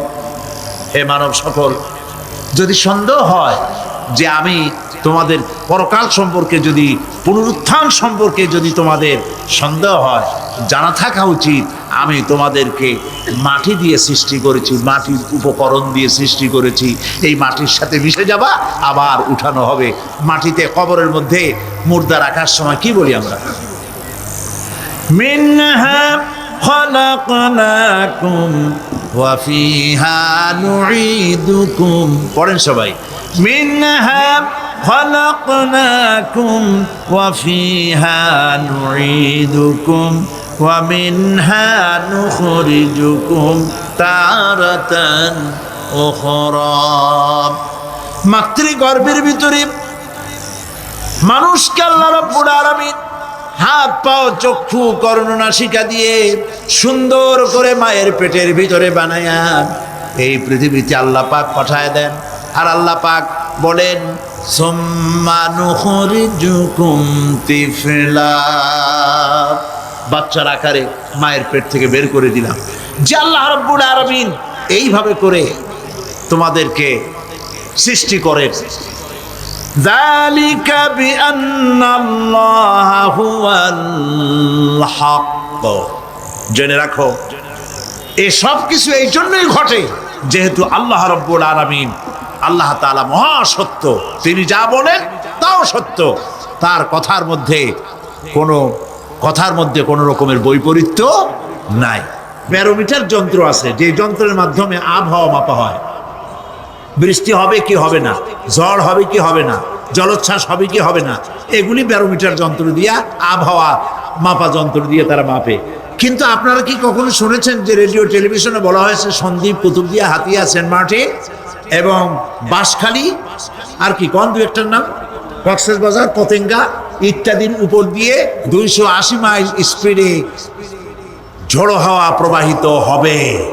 আগামীকাল 30 ফিট উঁচু হয়ে জলোচ্ছ্বাস হবে। এরকম কথা বলে কেউ? কি বলে? হইতে পারে, হইতে পারে, বজ্রসহ বৃষ্টিপাত হতে পারে। এবার কোরআন শরীফ দেখুন তো, কোরআন শরীফে কোথাও আছে পরকাল হইলেও হইতে পারে, কবর আযাব এটাও হয়তো হইতে পারে, জান্নাত আর জাহান্নাম থাকতেও পারে, এরকম কথা আছে? সব কথা ডাইরেক্ট, কোন কথার ভিতরে কোন রকমের বৈপরীত্য নাই। আল্লাহ রাব্বুল আলামিন বলেছেন, ইযাস সামাউ ফাতারাত, আকাশসমূহ যখন বিদীর্ণ হয়ে যাবে, ওয়া ইযাল কাওয়াকিবু তাতারাত, আর যখন তারকাসমূহ বিক্ষিপ্ত হয়ে পড়বে, ওয়া ইযাল কুবুরু বুসিরাত, আর যখন কবরের ভিতরে যা কিছু আছে সব উদ্গীরণ করে দেওয়া হবে। সমস্ত কথাগুলি ডাইরেক্ট। যালিকা বিআন্নাল্লাহা হুয়াল হক, যেহেতু আল্লাহ মহা সত্য। ওয়া মান আসতাকু মিনাল্লাহি কিলা, আর আল্লাহর চাইতে সত্যবাদী আর কে আছে? বলেন আছে কেউ? সে আল্লাহ রাব্বুল আলামিন বলেন, এত কিছু কাজ এত সুন্দর ব্যবস্থাপনা করে যিনি করেন, وأنه يحيي الموت وأنه على كل شيء قدير। সে আল্লাহ রাব্বুল আলামিন তোমাদেরকে তোমাদের মৃত্যুর পরে আবার জিন্দা করবেন, এতে সন্দেহ করার কোনো কারণ নাই। وأن الساعة آتية لا ريب فيها وأن الله يبعث من في القبور। আল্লাহ পাক বলছেন অবশ্যই কিয়ামত আসবে, তাকে কেউ বিন্দুমাত্র এতে কোনো সন্দেহ নাই। আর ওয়ান্নাল্লাহা ইউবাসু মান ফিল কুবুর, আর আল্লাহ পাক অবশ্যই কবরে যা কিছু আছে সব বের করে নিয়ে আসবেন। কান্নাহুম জারাদুন মুনতাশির, যেমন আপনারা দেখছেন কিনা এই যে যখন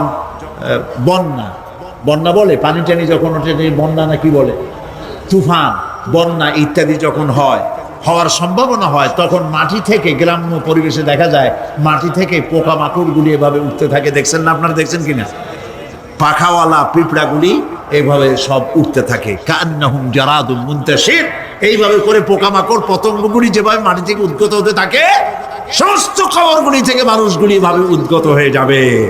তবে হ্যাঁ, আপনার একটা প্রশ্ন করতে পারেন যে কবর দিয়ে সব উঠবে, কিন্তু যে মানুষের বাগে খাইছে তার কি হবে? যে মানুষের আগুনে পড়ে গেছে তার কি হবে? যে নদীর মধ্যে ডুবে গেছে তার কি হবে? যে কুমিরের পেটে চলে গেছে তার কি হবে? এরকম একটা প্রশ্ন আপনারা করতে পারেন। কবর কাকে বলে সেটা আমাদের জানতে হবে। কবর শুধু মাটির গর্তটাকেই কবর বলা হয় না, এটি আলমে বারজাখ, এটি পর্দা, এটা জবনিকা। মৃত্যুর পরের জীবনটাই হলো আলমে আখিরাত পর্যন্ত যাইতে যে জীবনটা লাগে, যে একটি সময় আছে, এই সময়টার নামটাই হলো কবর। সেটা গর্তের মধ্যে হইতে পারে, মাটির মধ্যে, সেটা বাঘের পেটে হতে পারে, সেটা কুমিরের পেটে হতে পারে, সেটা পানিতে পচে যেতে পারে, এটা কোনো বিষয় না। আল্লাহ পাক উঠাতে চাইবেন এবং সমস্ত কিছুকে কিয়ামতের দিন আল্লাহ রাব্বুল আলামিন তার দরবারে হাজির করবে।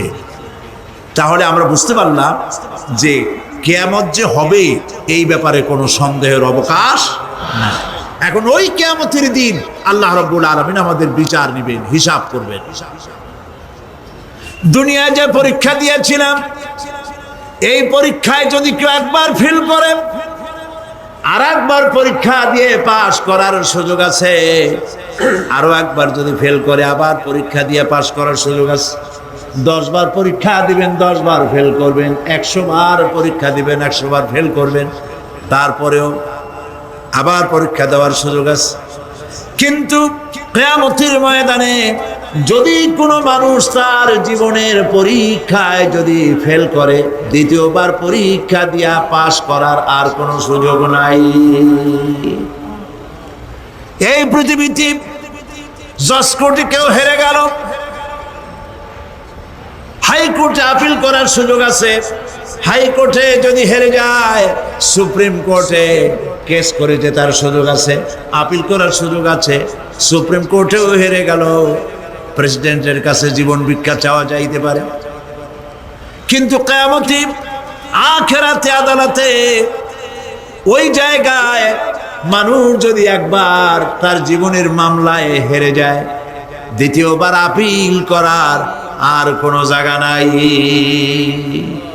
কঠিন জায়গা, সেই জায়গা হবে এবং সেখানে সবাইকে উঠতেই হবে। সুতরাং এই যে প্রশ্ন করা হয় যে এই কিয়ামত কবে হবে, এটা বিশ্বাস করি না, হ্যান ত্যান ইত্যাদি, মরলে আবার জিন্দা করবে কে, এই সব প্রশ্নের কোনো দাম নাই। আল্লাহ পাক এই ব্যাপারে আরেকটি কথা বলছেন, ইয়াসআলুনাকা কাআন্নাকা হাফিজুন আনহা কুল ইন্নামা ইলমুহা ইনদাল্লাহ ولكن أكثر الناس لا يعلمون।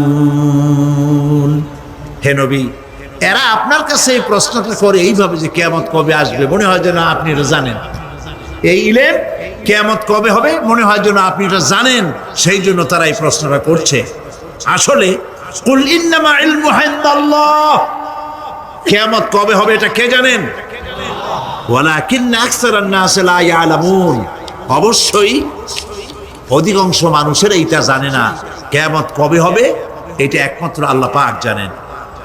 পরকালের জীবন যে হবে এতে কোনো সন্দেহ নাই, সেই ব্যাপারে আল্লাহ পাক বলছেন আআনতুম আশাদ্দু খালকান আমিস সামাউ বানাহা, তোমরা যে পুনরুত্থান সম্পর্কে অস্বীকার করো, এবার চিন্তা করো তোমারে বানানো কঠিন না ওই মহা আকাশটা বানানো কঠিন? কোনটা কঠিন বলেন না আপনারা, কোনটা কঠিন? আপনারা একটু তাকায় দেখেন তো, এই যে বিশাল প্যান্ডেল, এই প্যান্ডেলে খুঁটি আছে না নাই? আছে কি না? কতগুলা খুঁটি গুনতে আপনার আধা ঘন্টা কানে সময় লাগবে, ঠিক না?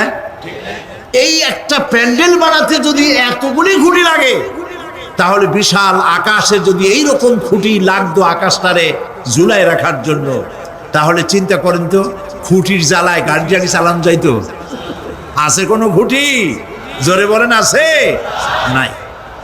ওই আকাশটাকে আল্লাহ পাক বলছেন আনতুম আশাদ্দু খালকান আমিস সামাউ বানাহা, তোমারে বানানো কঠিন না ওই বিশাল আকাশ বানানো কঠিন? কোনটা কঠিন ছিল? তো ওই আকাশটা বানানোই তো আল্লাহ পাকের কাছে সহজ হয়ে গেছে। তাহলে তোমারে একবার বানাইয়া যে একবার বানাতে পেরেছেন তিনি আবার চিন্তা করতে পারবেন না, এই চিন্তা কেন করো?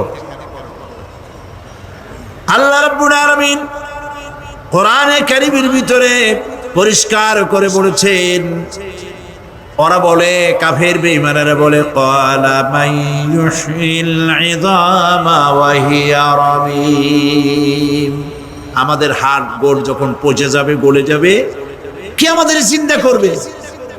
জবাবে আল্লাহ পাক বলেন, হে নবী আপনি বলুন কুল ইউহইয়াল্লাযী আনশাহা আউওয়ালা মাররা, আপনি বলে দিন যে আল্লাহ রাব্বুল আলামিন একবার তোমাকে সৃষ্টি করেছেন, প্রথমবার যিনি সৃষ্টি করেছেন দ্বিতীয়বার মৃত্যুর পরে আবার তিনি জিন্দা করবেন। কেন বিশ্বাস করো না? সুতরাং এই যে আল্লাহ পাক মানুষকে মৃত্যু জীবন দিয়েছেন, এই জীবনের পরে মৃত্যু, মৃত্যুর পরে আবার আমাদের সকলকে উঠতে হবে এবং আল্লাহ পাকের দরবারে আমাদেরকে উপস্থিত হতে হবে।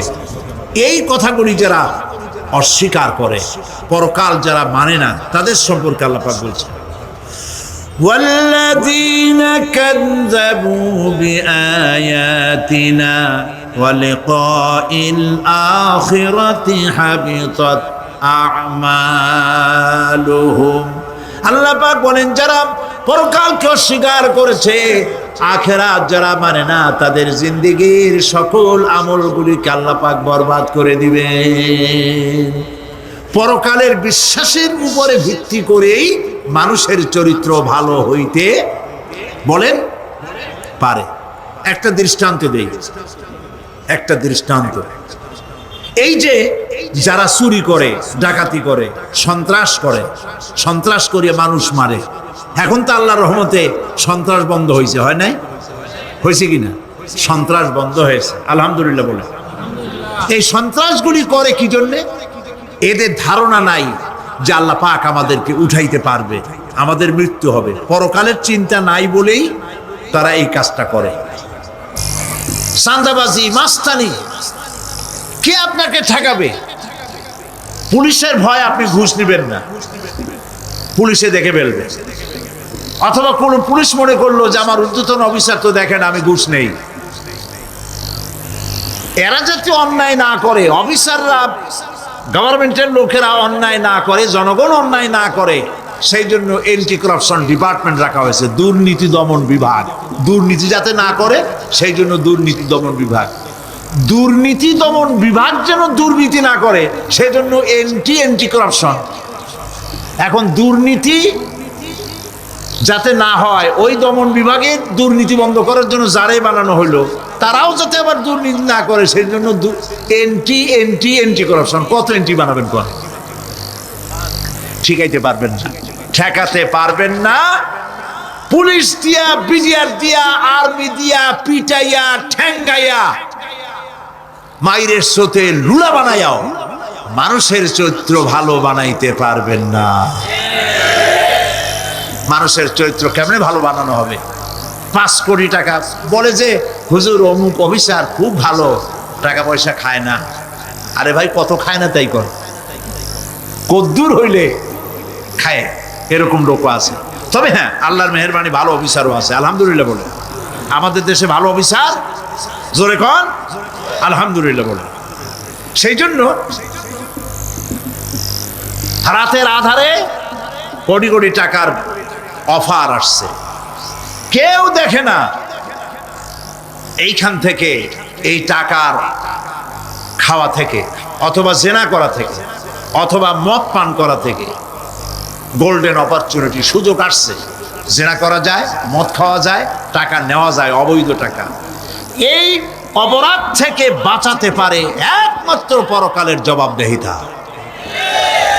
আখিরাতের ভয়। আল্লাহর কাছে আমাকে জবাবদিহি করতে হবে, এই ভয় ছাড়া আর কোনো কিছুই মানুষের এই বিপদ থেকে মানুষের চরিত্র ভালো বানাইতে পারে না। মানুষের চরিত্র ভালো বানাবার জন্য এটাই হচ্ছে একমাত্র পথ। সেই জন্য আল্লাহ পাক আখিরাতের জীবন রেখেছেন, উঠতে সেখানে হবেই। এই পৃথিবীতে একবার যখন আসছি, আমাদেরকে জিন্দা আল্লাহ করবে এবং সমস্ত কথাগুলির জবাব আল্লাহর কাছে দিতে হবে। পরকালের ব্যাপারে আল্লাহ পাক একটা ঐতিহাসিক যুক্তি দিয়েছেন, অনেক যুক্তি কোরআনে কারিমে দিয়েছেন। আরেকটি যুক্তি আপনারা শোনেন, একেবারে ঐতিহাসিক যুক্তি। আল্লাহ পাক বলছেন, মহান আল্লাহ তাআলা আখিরাতের বাস্তবতা সম্পর্কে একদিকে যেমন তারা সৃষ্টির কলা কৌশল সম্পর্কে বলেছেন, আর একদিকে মানুষকে চিন্তা ভাবনা করতে বলেছেন। চিন্তা ভাবনা করে দেখো, কালের সাক্ষী, কালের পুঞ্জীভূত সাক্ষী গ্রহণ করো, দেখো যে পরকাল হবে কিনা, এই আল্লাহ পাক কিয়ামতে তোমাদেরকে উঠাতে সক্ষম কিনা। আল্লাহ রাব্বুল আলামিন বলেন, ওয়াত্তুর ওয়া কিতাবিম মাসতুর ফি রাক্কিম মানশুর ওয়াল বাইতিল মা'মুর ওয়াস সাকফিল মারফু' ওয়াল বাহরিল মাসজুর ইন্না আযাবা রাব্বিকা লাওয়াকি' মা লাহু মিন দাফি'। সূরা তুর। আল্লাহ পাক বলছেন, তুর পাহাড়ের শপথ, তুর পাহাড়ের শপথ, সেই প্রকাশ্য পবিত্র গ্রন্থের শপথ যা লিপিবদ্ধ রয়েছে মুসলিম ঝিল্লিতে, চর্ম ঝিল্লিতে লিপিবদ্ধ রয়েছে। আরো শপথ বাইতুল মামুরের, আরো শপথ সুউচ্চ আকাশে, আরো শপথ উচ্ছ্বাসিত তরঙ্গায়িত সমুদ্রে। নিশ্চয়ই সেই আযাব আসবে, আযাব মানে কিয়ামত, সেই পরকাল অবশ্যই আসবে। মা লাহু মিন দাফি', এই শাস্তি থেকে, এই কিয়ামত আসা থেকে, এই কিয়ামত সংগঠিত হওয়া থেকে রোধ করার মতো ক্ষমতা কারো নাই। সুবহানাল্লাহ। এখন আল্লাহ পাক তুর পাহাড়ের কসম করছেন। তুর পর্বত হচ্ছে সেই পর্বতের কথাই ধরা যাক, যেখানে এটি ঐতিহাসিক পর্বত। হযরতে মূসা আলাইহিস সালামকে আল্লাহ রাব্বুল আলামিন যেখানে নবুয়তের শিরস্থান পড়িয়ে দিয়েছিলেন, তুর পাহাড়ের ভিতরে। অতুর সিনিন, তুর পাহাড়ের কসম আল্লাহ পাক বলছেন। এবং খোদায়ের আল্লাহ রাব্বুল আলামিনের সঙ্গে বিরোধিতা করার কারণে ফেরাউনকে এই তুর পাহাড়ের কাছে লোহিত সাগরের মধ্যে, দরিয়ায় নীলের মধ্যে আল্লাহ পাক ডুবিয়ে মেরেছিলেন এবং নির্যাতিত বনি ইসরাইলকে শাস্তি দেওয়ার চূড়ান্ত সিদ্ধান্ত এই তুর পাহাড়েই আল্লাহ পাক দিয়েছিলেন। আল্লাহ বলছেন, আমি সেই তুর পাহাড়ের কসম করি।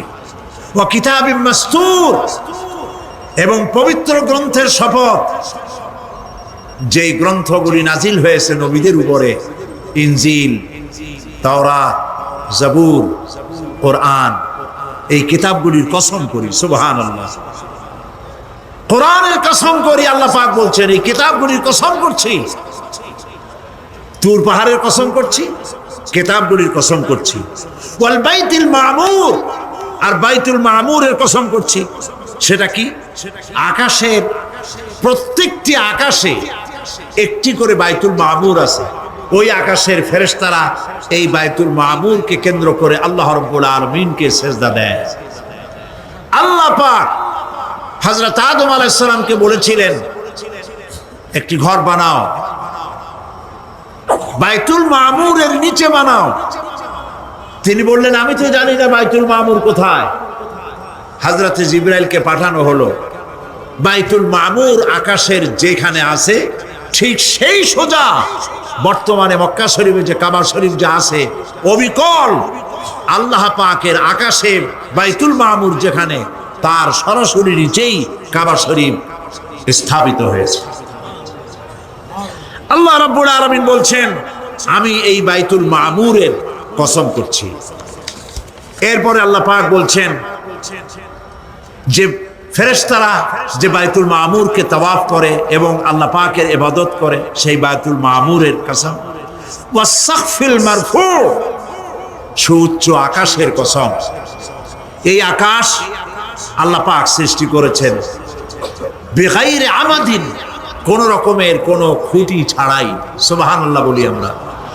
এই বিশাল আকাশ সম্পর্কে ওই যে বুদ্ধিজীবী যারা, কোরআনের জ্ঞান যাদের কাছে নাই, তারা বলে যে আকাশ বলতে কিছু নাই, ওইটা একটা নীলা নীলা বহুত দূর, সেই জন্য নীলা নীলা দেখা যায়। এই পৃথিবী সম্পর্কেও তাদের ধারণা এই পৃথিবীও কিছু না, এটা হলো